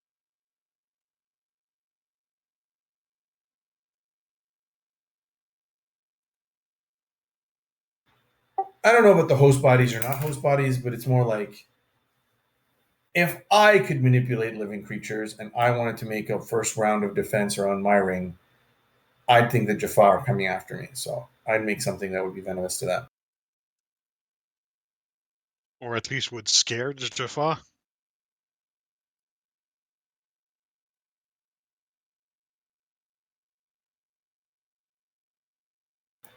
Chris, we continue our trek. All right. So yes, you continue your trek. You're now probably. Trek's a different series. Trek is a very different series. They have a prime directive. But you can't trust lore. I mean, we have a prime directive. We have to walk away from stuff that we explode from. All right. Several more hours of walking through the forest. Every once in a while, you do hear large creatures moving through the underbrush. Nothing comes to accost you, but you can hear them. They're not. We're assuming when you say we can hear them, you mean the predators that are out there and not the Jaffa that we are expecting. Exactly. And every once in a while, just out of the corner of your eye, you do catch these like large quadrupedal shapes. It's kind of keeping pace with you. Probably about the size, like a good sized dog, like the size of a mastiff sort of thing. But they don't seem to come closer. They don't lunge out of the bushes at you. They're just keeping pace. Chris, I'm not an outdoorsy person. I am not a military person. My character is probably both of those. Is that like if we leave them alone and get to our where we're going and end up in a firefight, it's not going to matter, right? They're going to run away. Or is this a situation where we want to nip this in the bud and get rid of them now? Give me either survival or animal handling. Yeah, like I had animal handling. It's the best skill. Maybe nature? Maybe nature.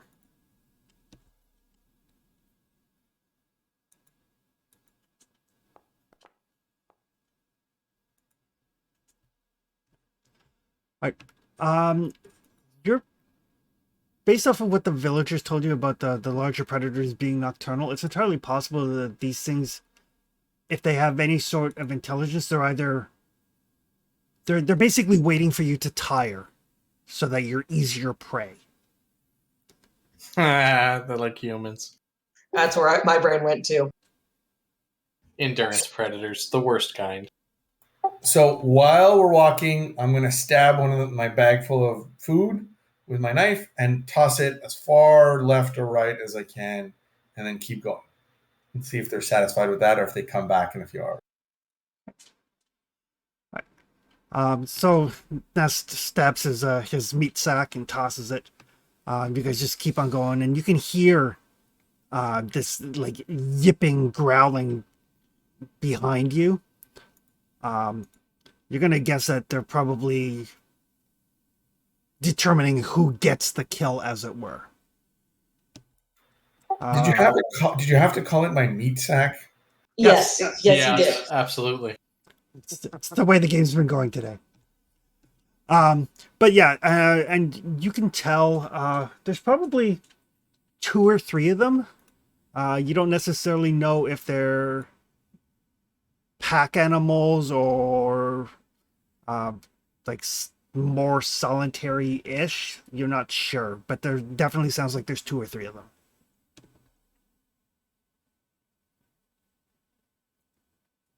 Well, now that they're busy eating food, should we go back and see what that metallic circle was?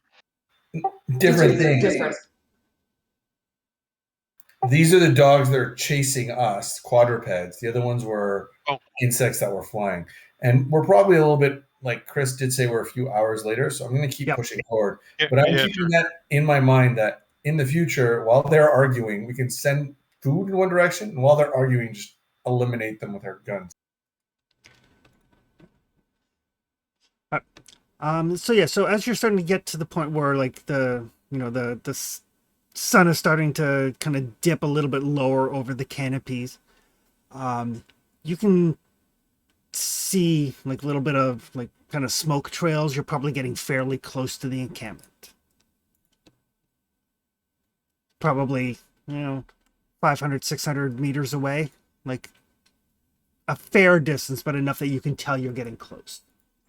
Yeah, at half a kilometer away, we're close enough to still to start sneaking. My question is, did the dogs come back? They did not. By the time they finished establishing like dominance over the food and everything, you guys had moved on, and they, if they're waiting for you to tire so they can kill you in your sleep, they're not going to put a lot of effort into like tracking you down again. Okay. So my suggestion at 500 meters is to sneak in and get a better view. So who brought their tactical so they can see in the dark? Do I have one? Well, is it standard?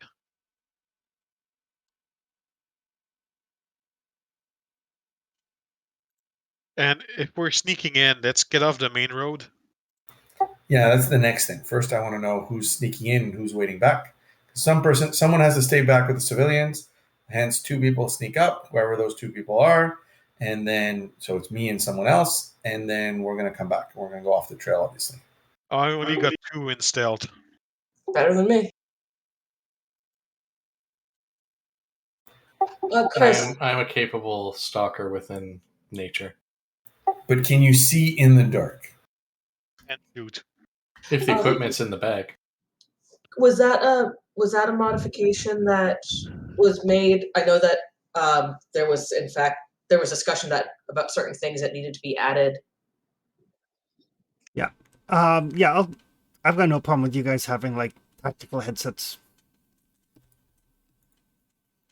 You know, Stargate Command and Phoenix Sight is, you know, fairly well funded. So Yeah, and night vision equipment is even available to civilians. We're not that expensive now. So. exactly. That's fair. I'm going to take then Atreyu, and we're going to go scout out the area ahead. Okay. Perfect. Either you can both roll stealth individually, or one of you can roll stealth with advantage as you help the other person. What's your modifier, B? 4. As is mine.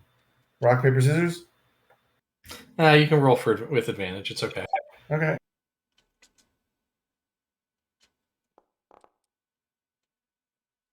Ew. Good choice. Oh yeah, because you've been rolling like terribly. Yeah. All right. So the two of you kind of like sneak through the woods until you can get eyes on the camp. And it is.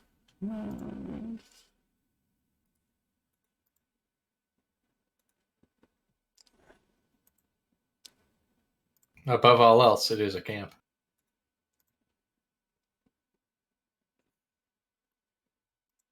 Can you guys see that, or do I have to drop tokens on the map No, for you? I see it. I'm gonna reload everything because it's showing. Yeah, I only moved the two of them to the camp. Oh, okay. I mean, to be fair, I still saw all 5 of us in the same place as we were when the bug guys attacked us. Yeah. Me too. Yeah, I haven't moved off of that map. That's fine. I don't have maps for everything. I honestly tend to not pay a whole lot of attention to maps and just listen to where things are. Yeah. So.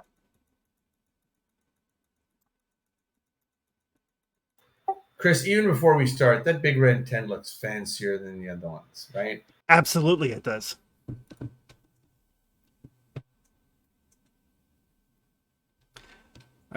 So you do see like a handful of Jaffa kind of like patrolling the area. You do see there are looks like about a dozen or so cages. There are people in them. They're all kind of like, you know, huddled down in the corners, look like they're trying to get some sort of rest or respite. Anyone recognizable? That's kind of my question. Do we see Ash Hat of the village? Give me a Oh, Asshat would be in one of the tents. Yep. Give me a perception check.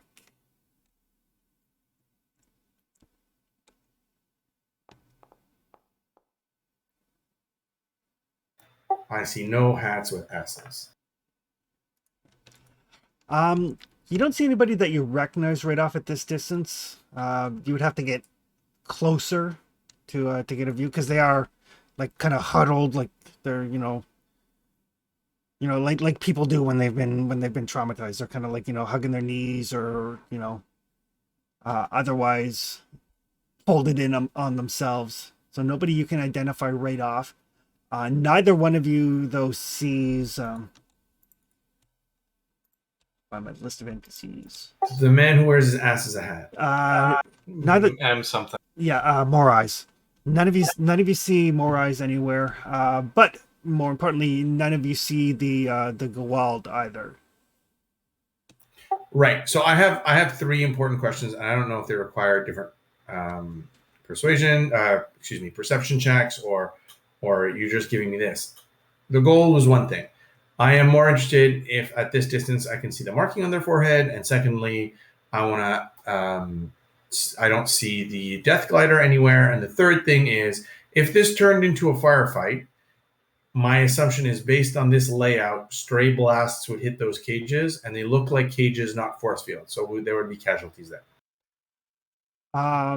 You don't see the death glider. You don't even see a landing space for death glider. Firefight, it all depends on what direction you approach from.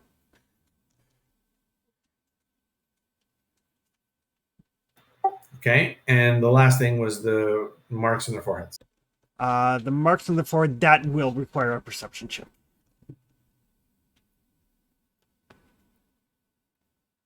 Can I look through my? Does it matter if I look through my P90 or my binoculars, which I actually have in my character sheet? The binoculars will give you advantage.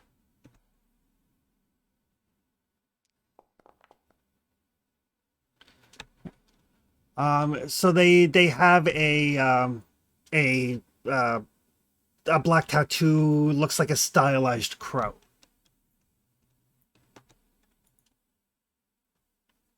And that was the ones who were there who ringed up, or those are the people who gated in? Those are the people who Gated gated in. Yeah. So there should be a death glider here somewhere. Or they would call it. I find it odd that they would recall it and still have a gold tint. Okay, Chris, or I guess Atreyu, is there anything that you noticed that you want to inform me of, or any other questions that you have of Chris before we go back?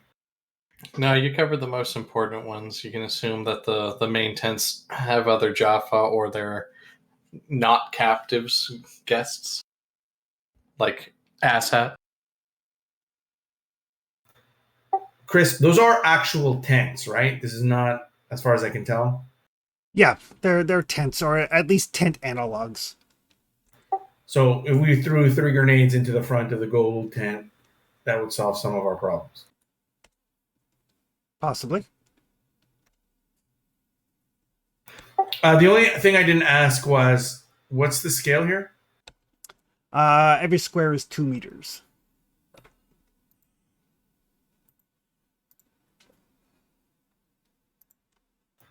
Okay, I'm gonna share this. I'm gonna come back to the group, and I'm gonna share this information with them. So yeah, so the entire clearing is about like 35 meters by 25 meters.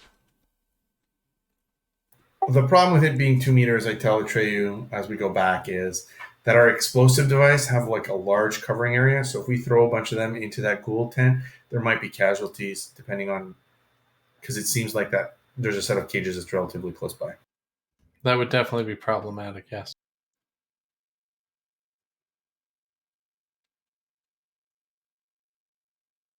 So Chris, I bring this back to the rest of the group. I don't know if you want to bring them here so they can see what we saw.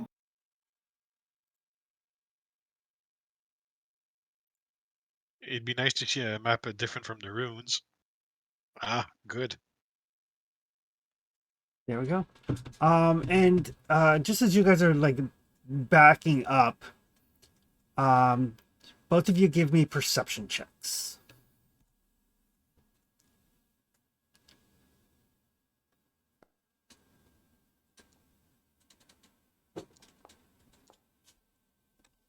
Nice.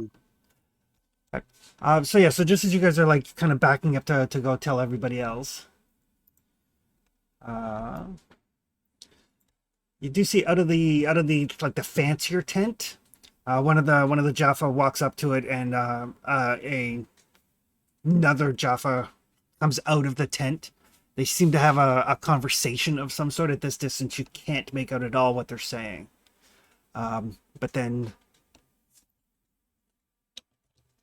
one of them goes back into the tent, and the other guy goes to join his fellows on patrol. So they just have like a quick, 30 or 40-second communication before the guy goes back into the tent. I'm sorry, my internet clicked out there. Can you repeat that last sentence again? Something about clicking out is the last thing I heard. Yeah, they have like a very quick 30-40-second communication, and then the Jaffa goes back to patrol with the others, and the guy that was in the tent goes back into the tent.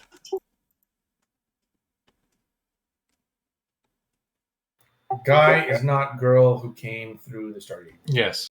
It looked like it could have been a senior Jaffa as opposed to a Gould. Yeah. Actually, since you did get a net 20 on that, you do notice his head symbol.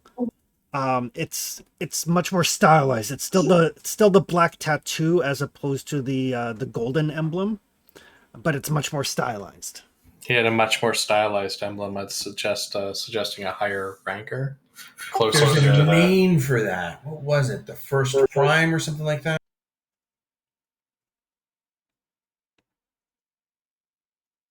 But for what I've seen in the records so far, Phoenix Light, most of the first primes have a golden emblem.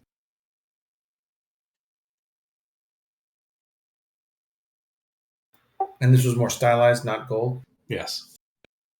Yeah, quickly do a culture check. I think I know what that is.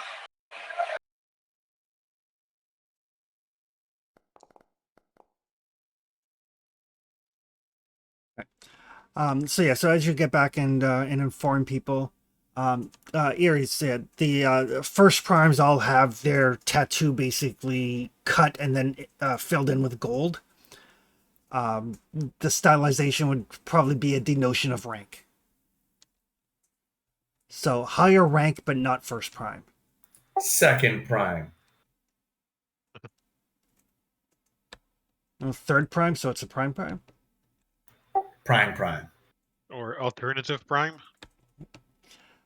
So yeah, definitely a ranking, like basically the Towery equivalent of an NCO, somebody like a sergeant or something. A field commander. Probably not even that high rank, actually. Okay, so I bring this information back to the group and I say, look, if we start a firefight there, these people are going to die. Not to say that we have a standard mode of operation, but if we come in and distract them from the north and bring them out of the camp, there's a possibility that someone can sneak up behind, unlock those crates, and then they can exfiltrate to the south. So if we're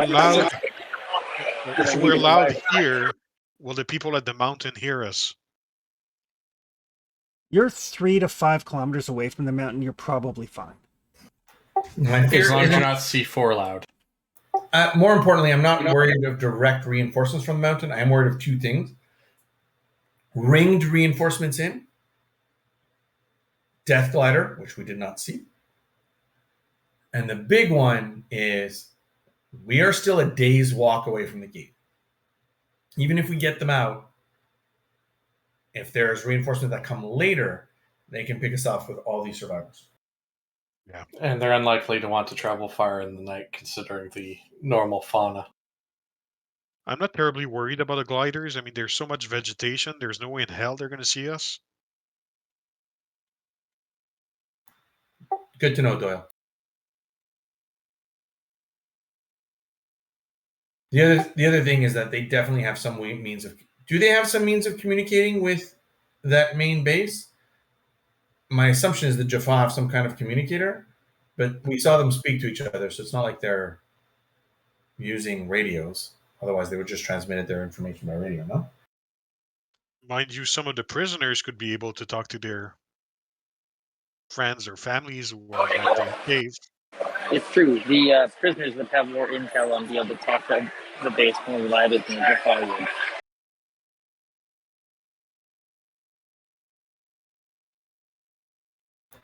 Chris, we saw 4 Jaffa outside and 1 at least inside the tent.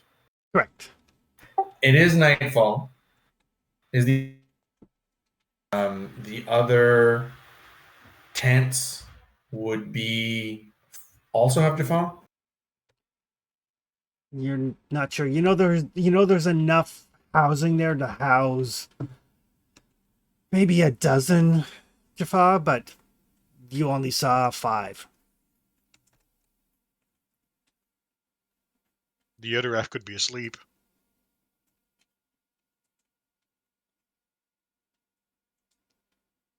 That's a high-end estimate, so it's possible there's not that many, but if you anticipate there being 7 more. Yeah, that's like a dozen would be the very high end.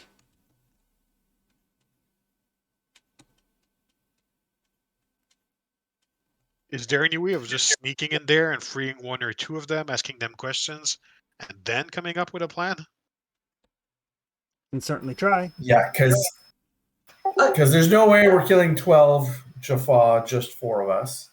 I also, I'm sorry, I said I missed it. Did we weren't able to tell which allegiance they had? Like, we're not seeing any of the dog helmets. Correct. No, they're Bave. They are Bave. Okay. So that's the people that attacked behind us when we were at the gate. Yep. Chris, I just need to step to the bathroom for a second. I'll be right back in 60 seconds. Yep, no problem. And Iris, you would know enough about the Jaffa to know that the sub commander, he wouldn't be sharing his tent with anybody of a lesser rank, so he's probably in there by himself. Yeah, he's probably alone. If I go in as a distraction to him, we figure there's no more than a dozen here, right? It might be easier for us to distract him. I mean, if we can pick them off one by one, that would be the best, but I don't think that's going to happen here.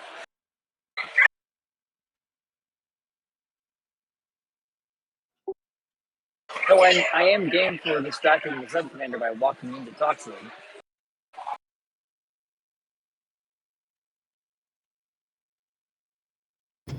We should have brought something to incapacitate these Jaffa. Because if we could take them out quietly, put them to sleep, trank them, we would be able to get the people out. If we started a gunfire, we're going to wake everyone up and we'll hopelessly outgun it. What if we use the flashbangs in the forest? Set off charges around the camp and split their forces. If they hear one flashbang to the north, one to the east, they'll split off. We can pick them off easier. If they have a dozen, they can very easily inspect all the different locations and maintain 3 people to guard the crates, the cages. But if we set them off as a distraction, they only have 2 or 3 people left behind. We have an easier chance of operating within their field. The problem with that is that we don't immediately exfiltrate. We have to get these people over a day's worth of journey. And a Jaffa is much more endurant and able So we're going to move on to the mountain then? I don't want to leave these people here. Is there Then any you must plan? take a course of action. Is there any plan that anyone can think of that leads to us rescuing these people now? I anticipate that Air's suggestion of the distracting flashbangs, perhaps if we made it a trio instead of a duo, we'd also expose that they do not have the numbers that we are worried they do.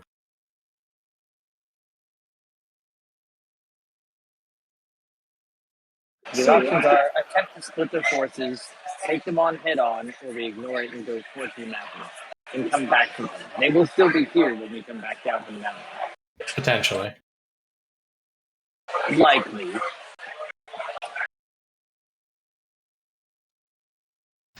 Considering they've already proven themselves hostile to one Jaffa, there's no way, Iris, that you think that your posing as a Jaffa might help a second time? Well, I wasn't going to pose as a Jaffa, but I mean, Sorry, as a Gould, I get those mixed up sometimes. there is a difference. A sizable one.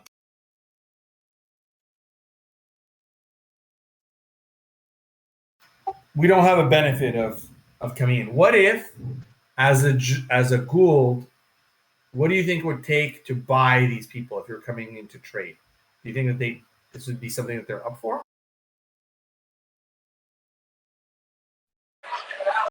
I think they might be. It might be a thing I can get into and ask if their prisoners are for exchange or trade. That's not an implausible angle.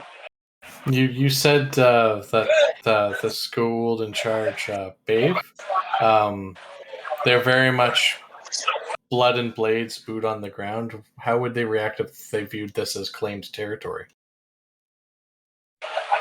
Let me use some culture. I mean, I Does feel like the Jaffa even have authority to deal? if they have a tenant that, with what you're saying about them, they probably would have a tendency to, to try to. It sounds like the type of Gould that would fight any conflicting claim based on what we've heard and encounters with previous ones.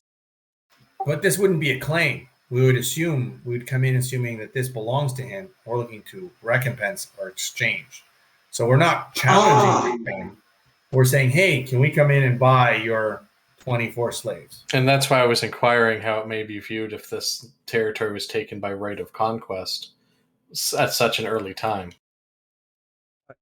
So here's first of all, you can have a Eureka point. Yeah, I definitely took that. So you don't know enough about Dave to know how she would react, whether she would take it as an affront, whether she would be okay with it. You don't know. You do know absolutely that the Jafar's job would be to bring your inquiry to his or her lord. Yeah, it's a seemingly good distraction. I walk in, say, hi, I would like to purchase your humans for X. I have for trade, and then they're going to have to take it up the mountain, which leads them having to send a message or teleport or whatever, and either way it's a distraction. So we can attempt, while that's happening, while I'm bartering for that, they can try and either get them out of the cages or take care of the larger fall we have. Yeah, I would basically if the Jaffa were to harm you when you're trying to gain an audience with their lord, that would reflect very poorly upon them. Yeah, I can walk in dressed in the correct garb and look the part enough, because I was the part, to get in. It's the getting out part. But if I can convince them to take me up to the mountains, it gives us an advantage. Alternatively, I mean, you would be portraying a Gould then. You can even say that you left some Tari or some other people elsewhere, and then you should send some of the Jaffa to go in that direction, and then you'd empty a portion of the camp out, wouldn't you? No, you cannot order another. No, but you could go to the boss of them and say, hey, by the way, there's a bunch of dead people over there, Gould or Jaffa or humans. You should go check that out. Like, you could offer it as a suggestion, right? Yeah, Iris would know that these Jaffa answer to Babe. If she doesn't tell them to do it, they're not doing it. Okay.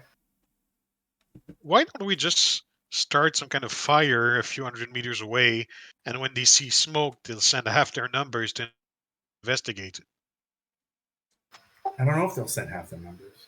And we'd still have the same problem we have now. Even if there was just 4, it would still be a firefight with potential friendlies. No, so we don't want to leave these people. We want to rescue them. It seems like a cyclic argument. Right. What sort of time window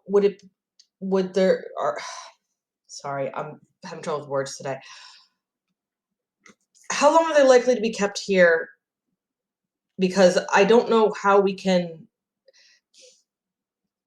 We have 2 objectives to achieve. Is it even possible for us to achieve this one before doing the mountain as well? The mountain is not an objective.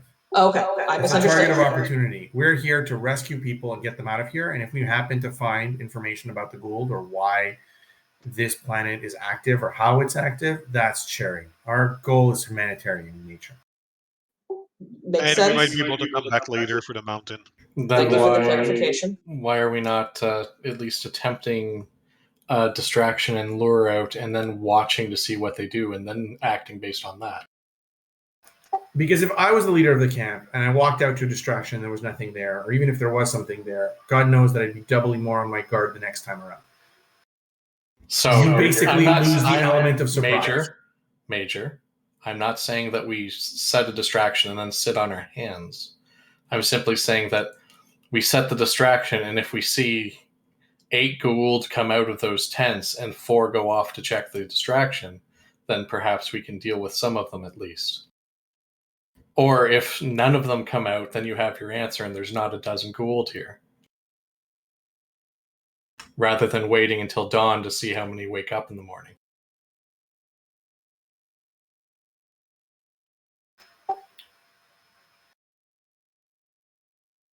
I mean, the longer we stay here without making a decision, The more I likely agree. they'll detect us. Yeah.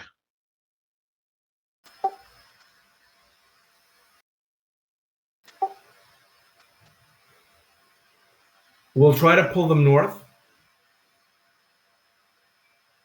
Atreyu, Doyle, I want you to get in from the south. Open the cages from the south. We'll go southwards. We will try to pull them north and then fall back to you on the south, and hopefully we can lay some kind of trap with them.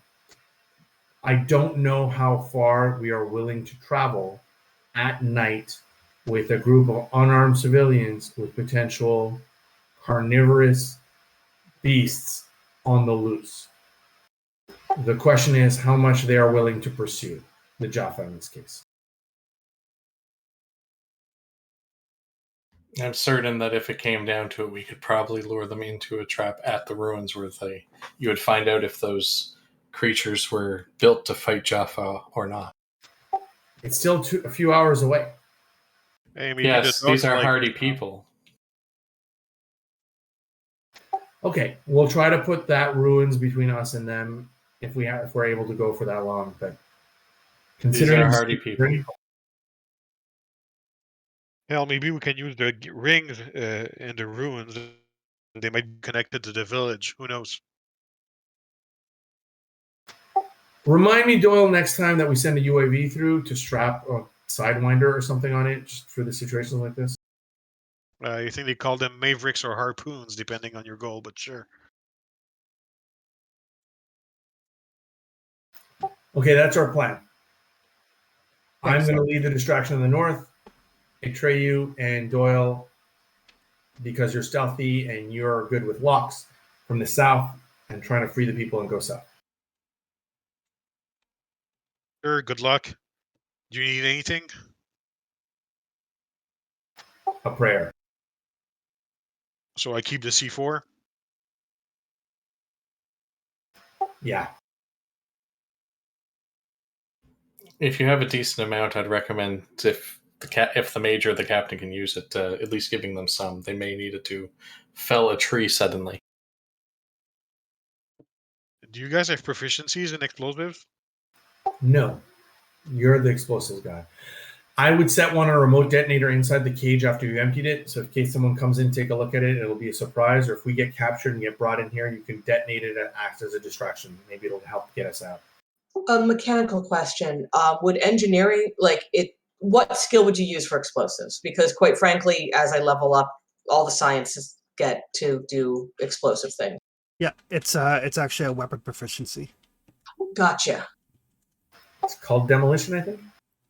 Explosives. Even more simple than that. I'm not sure I have it. Engineers get it automatically. All right, so Oh. I don't have it yet. Thank you. I wasn't sure if it was like an engineering role. All right, and so the captain's going to go around north for a distraction. With Sam is going with you. Sam and Iris. Oh, that means the lieutenant is in command of something now. That's dangerous. Well, you're the lock opener, and you're going with Senior Stealth on the south side. Okay, as the long guy as you're that- not wearing a red shirt. Okay. All right, so what are you guys doing for a distraction? We're gonna lob a flashbang, not at the tent. So it's gonna land before the tents to create a light in that direction, and then we're going to, when they poke their head to take a look at it, we're gonna take 2 or 3 shots, and we're gonna start fading backwards. Okay. And then the stealth team is going to move up from the south from the trees and work on the cages. Yeah, starting with the ones under cover. Okay, perfect. All right. So everybody gets into position. I won't worry too much about stealth checks at that point. It's starting to get dark and there's a ton of tree cover. But everybody kind of moves into position. You guys do have radios, so you can basically sync everything up. When the distraction happens,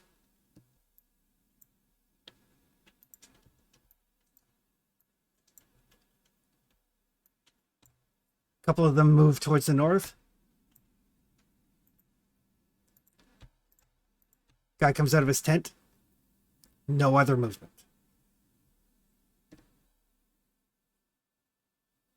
So we start fading north and do some fire on the Jaffa and start trying to do like a crescent north and then east and then back south over time. Yeah. So you're not engaging them. You're just like taking a couple of shots to keep their attention, sort of thing. That's Actively drawing them out. Or it's a, yeah. Yeah, Major, 3 of the 4 patrollers have pursued you. Only the commander came out. There's no one else here other than him and the one other patroller. Stick to plan. If you need to take out that commander, do so. Okay. And the stealth team, I will get you guys to give me a DC 12 stealth check. I apologize, Major. He does not seem like he'd be intent to enjoy a carnal relationship after dinner. Is this a situation where someone rolls for all of us, or? Yeah, roll for all of us. Yeah. I was saying that before you rolled it, and okay, so we're all individual rolls then. Yes. I thought you asked the south team for stealth rolls. The south team is definitely the stealth rolls. Oh, did you wait? I heard stealth team needs rolls. So. Yeah, Yes, that'd be the myself south and team- Doyle. The south team is the stealthy team. We are us who are shooting fire flashbangs and firing guns are not the stealthy Okay, team. perfect. Thank you. Sorry. Oh my goodness. Yeah. My meds are not working.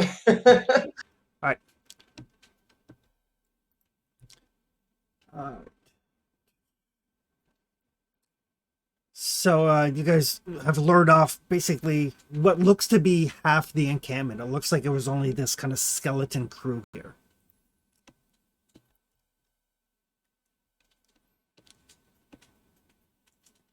Right. And they are basically those of you guys are trying to not necessarily be seen, but you're trying to hold their attention, so you're not really being stealthy. But you're trying to make sure you keep enough distance and enough trees behind you to stop any possible return fire. So there are some attack blasts that go off, just kind of adding to the general confusion. Some trees get knocked over here and there. There is going to be some attack rolls, but they will be at disadvantage, and you guys have cover. So basically, disadvantage and +5 to your AC. Maybe I should have asked for my stealth if I got advantage because of all the noise. Yeah, you would actually. That's the whole point for distraction. So Those were some. I like it when they roll that low to hit us. So that's a 5 against the Eries.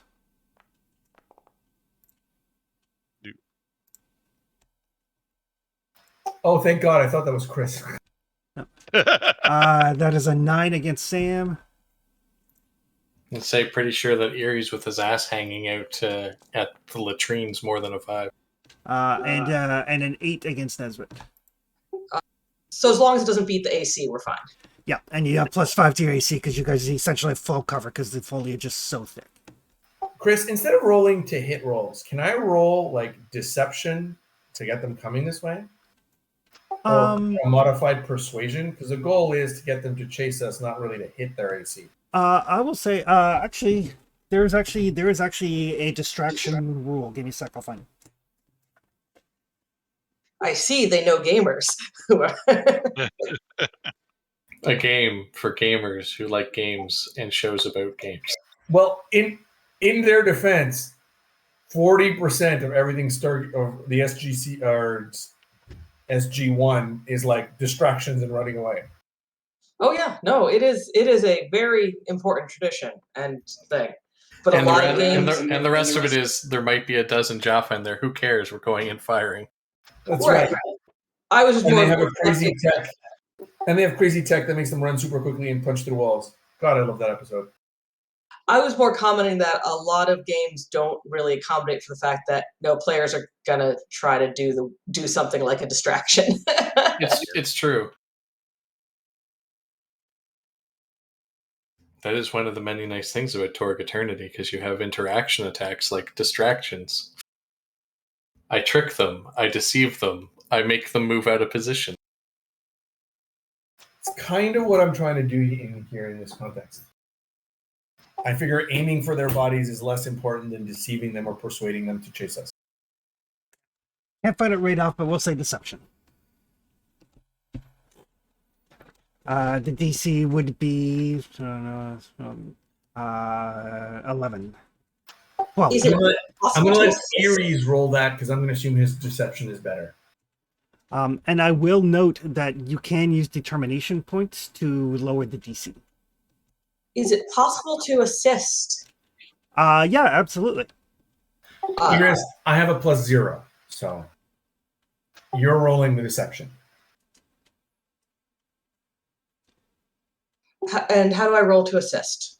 You just assist, and then it gives him advantage. Okay, and I have a +1 on deception, so I assist and you get advantage. Yay! Yep.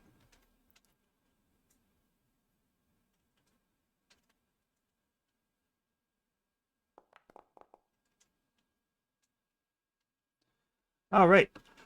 So you guys have successfully caused enough of a commotion to lead these three Jaffa into the woods. Like I said, the woods are fairly thick, so they're not. You guys aren't in any real danger. A couple of batok shots here and there, but nothing comes close. You definitely don't want to stop and smell the roses, as it were. But as long as you keep on the move and kind of firing over your shoulder as you go, you guys are fine. We are not handing out lemonades. We are running. All right. The stealth team, you guys start to move in on the cages. I re-rolled a second time because you told me I could have had the advantage. Can we take the better roll? Yep. Which was 21. Yeah. So using the trees as cover, and it looks to it is and are you trained in nature? No. I'm in survival, but not nature. All right. Yeah, and given the biome that you grew up in, it looks like this was a natural clearing as opposed to a clearing they made. So some of the cages do abut right up to, if not under, the trees. That's what I figured by the map. Yep. However, there are no doors on the back of the cages, so you'll have to use the cutting torch. Can we use cutters instead? Um. Is there any other tool that could work? Yeah, you could use like a hacksaw. It would take longer. But would it be quieter? It would be quiet, and there wouldn't be any really bright glare. At night. Yeah. So let's go for the quieter option. All right. So you start sawing through. I'll say which one of you guys are telling those people to be quiet inside the cages, though? They're quiet. They have an understanding as to what's happening, and they're largely been beaten down as well. So.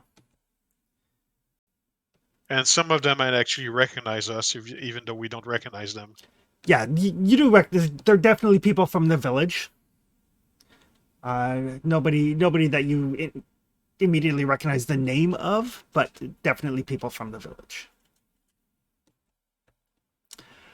And Taryu, give me a perception check.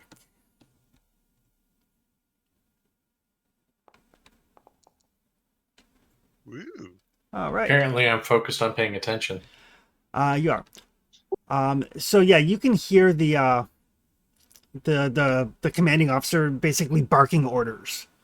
You don't quite pick up the language, but definitely ordering people around. And it sounds like. Give me an insight check. You're going to get some information. It's just a question of how much.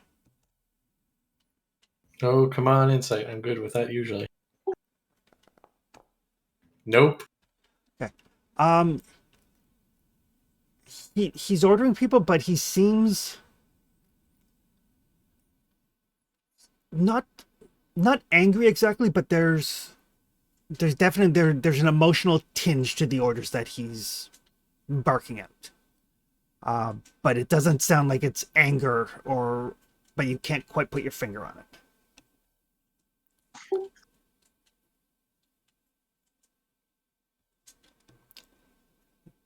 And he starts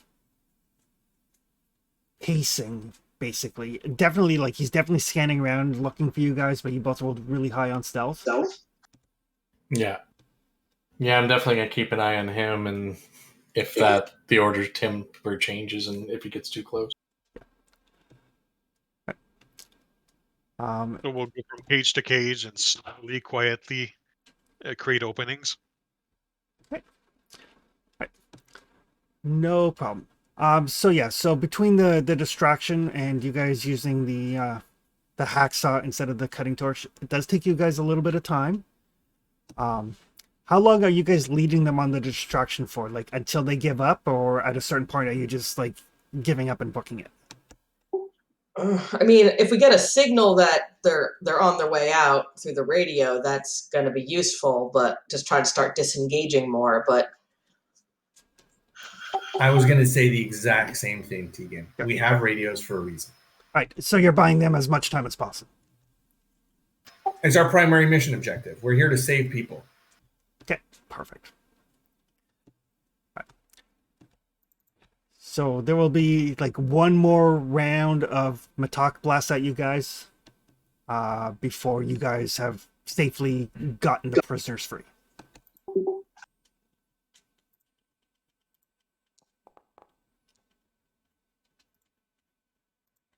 That's against Ares. Ooh, that could have been potentially Disadvantage worked out well. Disadvantage worked out well. That's against Sam. And the fact it's not Torque. All right. Yeah. Between the incoming darkness, the trees, and everything, you guys can lead them away. They don't seem terribly disciplined. Like they're firing, not quite at random, but they're like firing at where you were as opposed to where you are. They're not leading their shots. Oh God, garbage detail troops. The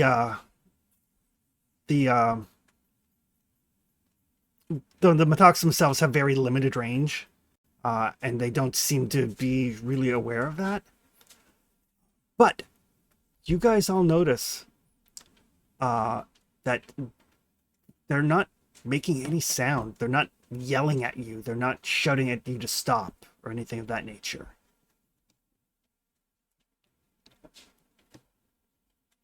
The only ones that you saw, the commanding officer and the one guy that stayed back, but the ones that are chasing you, completely silent.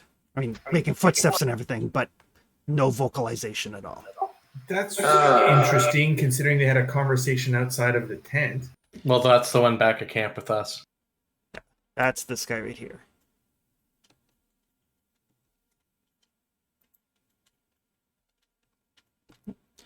But yes, you guys managed to get the prisoners free. I'm gonna leave a brick of C4 in the middle of one of the cages as a surprise.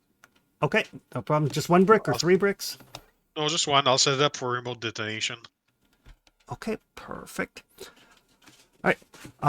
And Antreyu, the people, they don't look like they've. I mean, they're tired. They're probably hungry, but there doesn't seem to be any physical damage to them or anything. So it's fairly easy to get them motivated.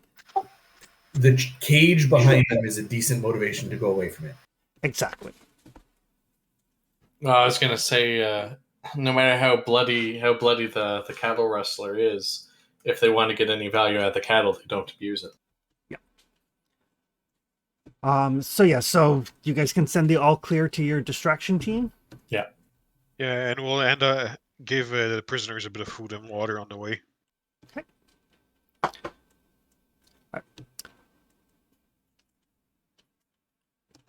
And so I figure, like, once we get the all clear, there's like a little and obviously the man in charge will confirm this, but I figure we're probably doing it's like, okay, they disengaged or they're free, and sort of like a deliberate disengage where it's not just like a cutoff, but give that little extra mislead because we're less burdened.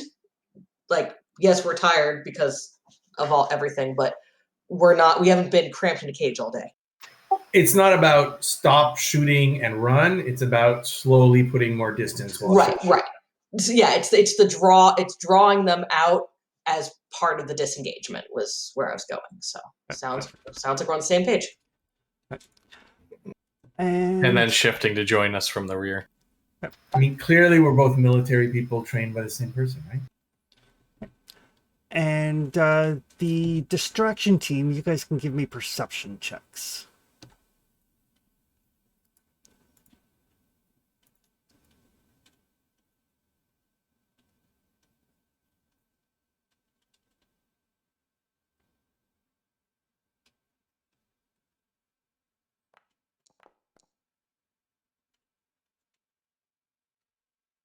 Ares is basically just making sure he doesn't fall.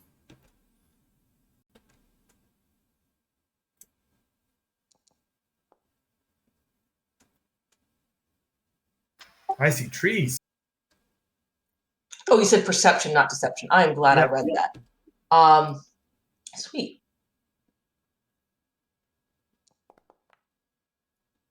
Oh, god damn it, I can't believe I rolled that low.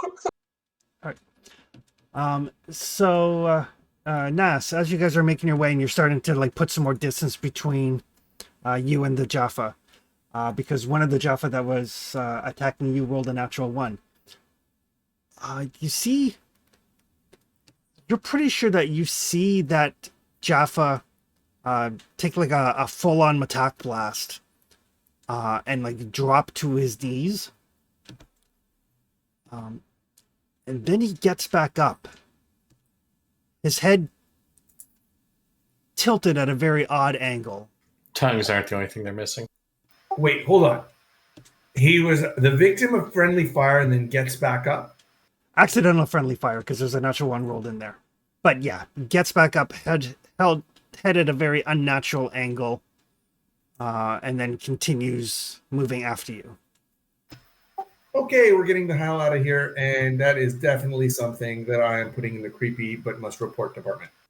That sounds like something weird out of a zombie movie with revenants. Gate of the Dead might be a little more literal than we thought. But yes, you guys can regroup. It's easy enough to put some distance between you and this encampment. There's no death glider chasing you overhead or anything. It's relatively peaceful to the last time you left. Okay, we're gonna keep leading them. Like, we need to rest because these people have still been force marched up the mountain and now down the mountain to be safe within a day. They're going to be tired, but we need to patrol our rear because my assumption is they're not going to let this slide. The Jaffa commander wasn't acting in what is normally noted as typical Jaffa fashion. There was no. His emotions were not angry. He was almost distracted with a different emotion. In this, we also still have the drone, right? You do. I was just wondering, they weren't super aggressive either. Are these warriors or actually like slave traders? This seemed like it could be a garbage detail in many regards, but there's definitely more going on here than what we initially saw. Can we talk to the prisoners and try to get more info as to what happened? No, I'm sure that they'd be more than willing to speak with us normally after they've rested a little. Yeah. So, what is the feedback from these people as we all join back up? Are they like happy, or are they terrified of the revenge of the gods? What have we done? Or like, Well, they've been through a bit of a ringer over the last day or so. You do Your guns are false. Here are guns. yeah. You do notice specifically amongst these prisoners the gentleman that was the speaker of the village, Ninian, is not present. The one that we think summoned the other Jaffa. No, that's Oh. that's the M1. Yeah, that's Morais. Morais isn't here either. Morais very clearly summoned them. Yeah. Yes. And neither is none of the people that you really interacted with are present. There seems to be, out of the total like village population, there's like 3 people that you know for a fact are missing. They're probably on the mountain being interrogated. well, here's the big question, and you're telling us this is our perception of what they've done, but can they tell us what happened to these people? Yeah, once you, I'll say, like, you probably get back to the ruins or the vicinity thereof. It's the closest thing to shelter. They, one of the like the younger woman. They attacked. They took us. We don't know why, but they would take some from the cage, one at a time, away. They never came back. Okay, but did they take all 3 of them, or was Morais one of you that was taken, or was he a part? She spits when you say his name. It's like he works with them. The ones that they took, I can't feel them anymore. What would cause you not to be able to feel someone? Would that be only death or distance, or If it's somebody that I know well, I would know them. I would know if they died. and you don't know if they died? I don't know. I just can't feel them. That is what I was considering as well. That it could be a technological treatment. Well, either that or they're running experiences on them and they're no longer quite human. But Did still sense them. things have been different since you visited. Since you shared food with us. Oh, right. Can you sense everybody else? It came back. It took time. Interesting. Could you tell direction, or only share feelings and thoughts? Did the people who got taken away, did they share anything with you while they were being taken away? It's thoughts, communication.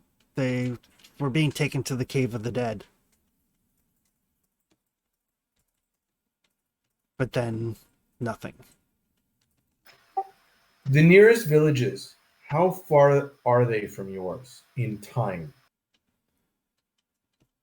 And have they been attacked as well? A couple of days. I don't know if they've been attacked. I don't know anyone from those villages. Can you ask around any of your people here to see if anyone knows any of them from the other villages, either from one of those large festivals or anything like that? We need to know if you are the only ones who've been attacked, or if they're in danger as well and they need to be helped as well. I will I will let you ask while I convene with my people, and I bring my people together and I say, what do we do about the Cave of the Dead? And these people are not necessarily safe until they're off planet. We can't just drop them back in their village, can we? Well, if they go back to their village, anybody can pick them up again. They may know a place that they can take refuge while we went to investigate.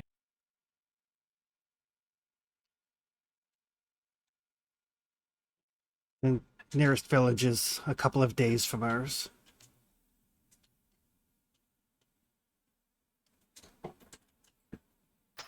Okay, Chris, we're going to ask them if they know some place that they can seek shelter near the village or somewhere on the outskirts of the village that we can come meet them to get them out of trouble. Because if they just go back to their town, they're just going to get attacked again. There's not the village kept us safe from the creatures in the woods. Don't want to stay in the woods during the night. And We have to bring them back to the village anyways. We can't leave them walking alone in the night.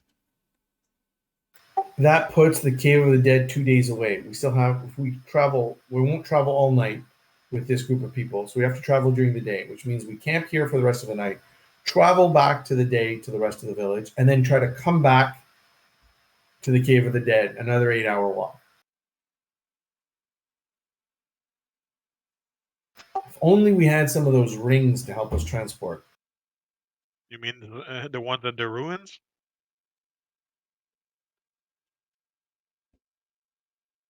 Well, perhaps the drone can be sent back with a message to send a recovery team. Can't dial a gate.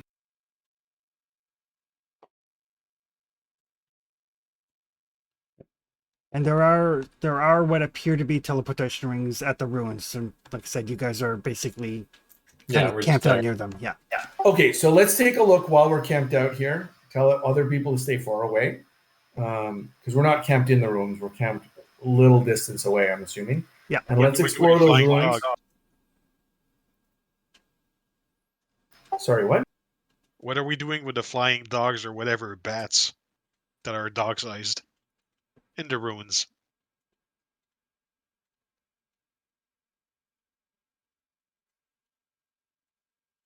Are they also nocturnal or just territorial? Are they still there? If we don't get too close, we can still see them, right? As you kind of take a peek, they don't appear to be there. Anybody trained in survival or nature can give me a roll. Not It needs to be trained. checked off, or Yeah. okay. Oh, I am trained in nature.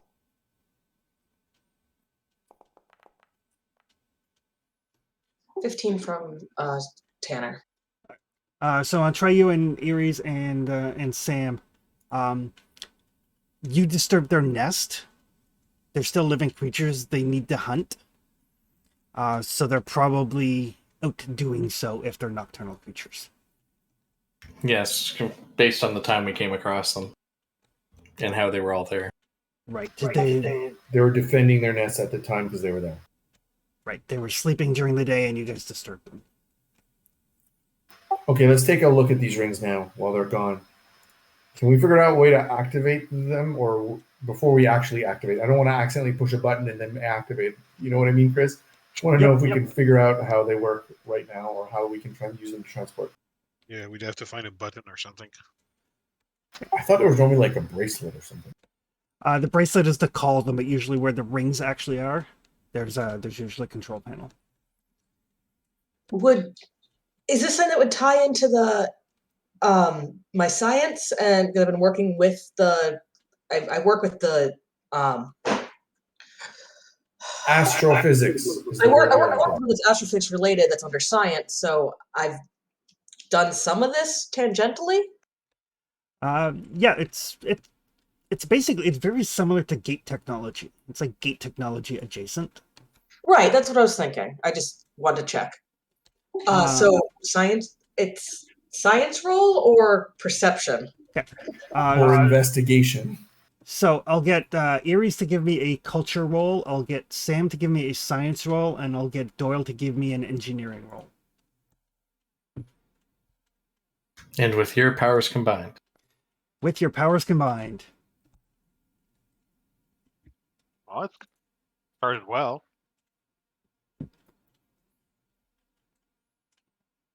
I love that it spell checked Eureka. Erica, Oh yeah, what can I do with Eureka Point? Good call, Iris or Fox. All right. So yeah, as you put your heads together, like Iris, you've seen these used. You have a basic understanding. And they usually kind of teleport, site to site or site to ship. So you can't really guide where they're going to go other than to like another ring platform. But you know that there was one in the village. And it stands to reason that there's probably one near the gate. Many Goa'uld are lazy, and if they could just come through the gate and then miraculously appear in the village, they'd be all set. So you can get that figured out. Sam, you can figure out how this thing actually works. And Doyle, you can figure out how to kind of increase the power. Like it's basically like running off the BIOS battery sort of thing. Like low grade power consumption, so you can find a way to boost it enough so that you're pretty sure it will work. Are you saying we can take these people to the gate? With those rolls, yes, you will be able to transport to the gate. Oh, so we can select destination. Yeah, basically, yeah, you can, because you're at the platform.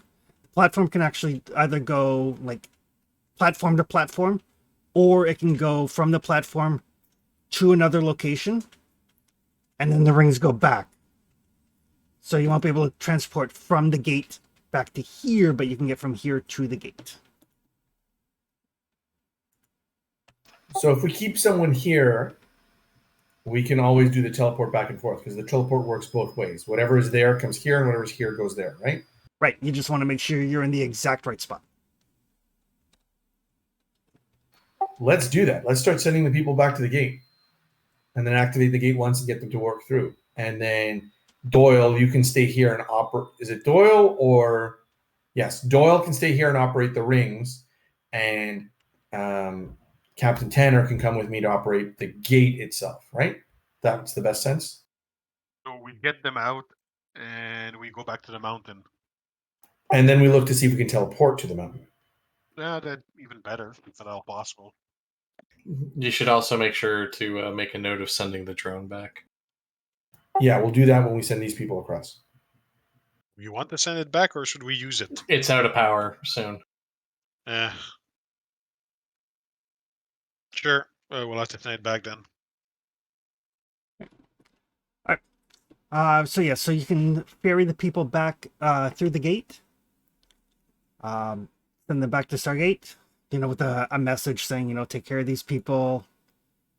Are you guys going back to command, or are you guys basically going to make for the mountain? We're going to make for the mountain. So we're going to come through. We're going to dial the gate. We're going to open the iris. We're going to say we're sending people within the next minute. Have the gate ready to get survivors. And we are going off to explore and to try to get the rest of the people and see what's going on at the Cave of the Dead. Why do I keep thinking like Castle Grayskull with a giant skull on it? That's not what I'm looking for. All right. So General Lawyer, we'll say. Okay. Mission accomplished. Find out what you can about this Cave of the Dead. This sounds ominous.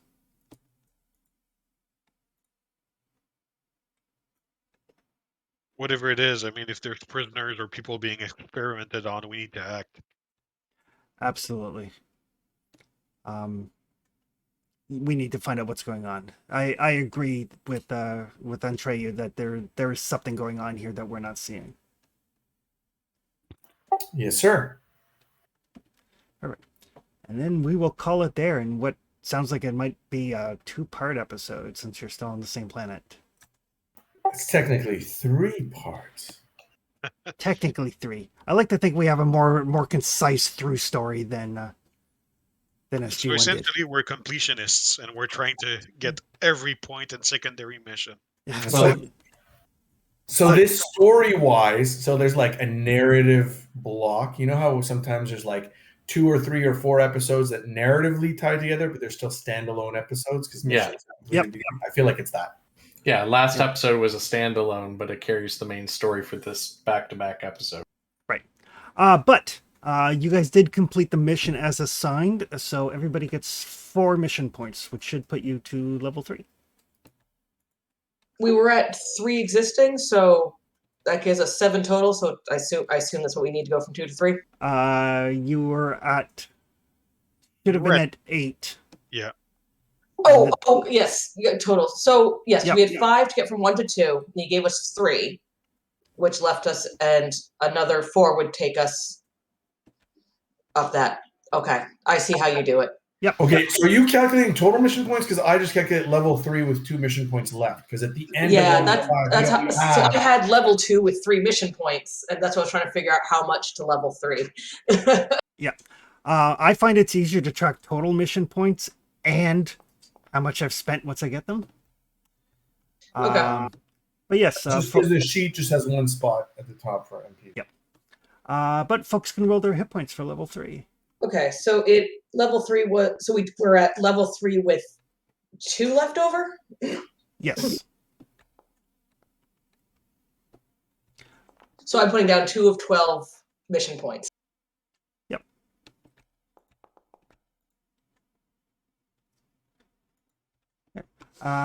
Yes, you actually get 6 instead of 5 because 6 is the average on a D10.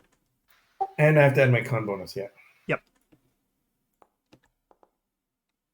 Oh, I get my second set of modifications. Yes. I get 8.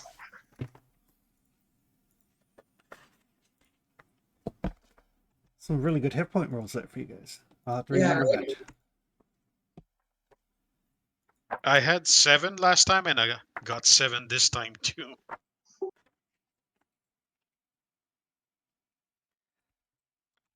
So Ooh, yes. man down. So yeah, at 3rd level, everybody will get another class ability and also get to choose another feat, either a procedure or a modification or a discovery or a tactic. Sorry, could you repeat that? So we get the class thing. Yep. I don't get a tactic until 4th, it says. Give me a second, I'll check. So the scientists, you both get cross-discipline studies, so you add half your proficiency bonus rounded down to any intelligence, wisdom, or charisma skill check that does not already include your proficiency bonus.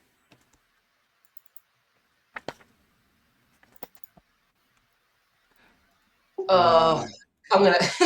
Okay, so our proficiency bonus is 2, or does that go up, or how does that even calculated? I think proficiency bonus goes up at level. I'll have to check what level it goes up. Okay. But it means any intelligence, wisdom, or charisma skill you're not trained in, you get +1 on instead of 0.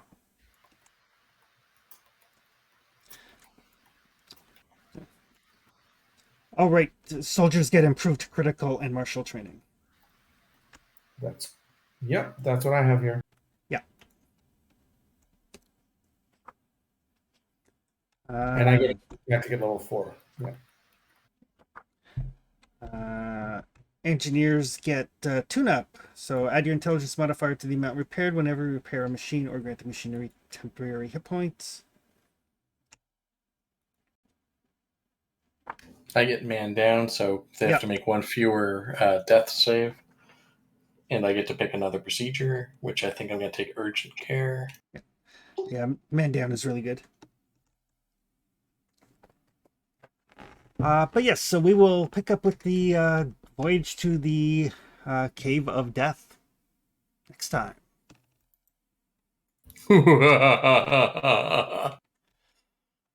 What's weird, see, now I have to kind of expand that beyond what I originally had planned. So, it'll be That's fun. always interesting. Yeah. But yes, there we go. So session 3 down, 3rd level. So things will probably start to get a little bit hairier now. And just so you guys are aware ahead of time, the Cave of Death will be a higher tension die than usual. Oh, perfect time for me to be able to swap temption dice for normal healing dice. And me going, hey, do I want to make it easy myself, increase my shooting range, or make it so I can heal people? Oh shoot, I need to have medicine trained for that. Do at some point can we train additional skills, or did I just block myself out of that by accident? You can, when you get to the point where you can choose your own feats, you can choose skill training, extra proficiency. There's one that gives you extra training. That makes Extra, sense. yeah. I apparently wasn't thinking when I did some of the stuff and missed that one, but that is fine. Perfect. All right, I'll keep Foundry up and running in case you guys want to change or add anything to your sheets. Other than that, I will see folks next week. I just have one sort of mechanical question, and that is Eureka Sure. points are only used on discoveries, correct? Generally, yes. Or you can use them to give yourself advantage on an intelligence or wisdom check that you make. Okay, I need to make a note of that on my sheet because I didn't, and it hasn't been needed yet. I haven't done. I didn't think I could do that. No problem. Yeah, your discovery feats give you extra ways to use them. Chris, I'm calling it out. My improved critical is on long arms. I figured it makes sense. Pew pew. And do you feel like you need to build it out, or can we? I mean, there's one of two things that can happen. We can just hand wave it and say, "This is what you discovered there," to move on to the next mission, or we can do 2 gate accesses back to back if it's still small. I mean, we can do a chase sequence where they run off to the gate and we try to chase them into another area. Yep. I've got a couple ideas. I'm going to see how it pans out because I want to.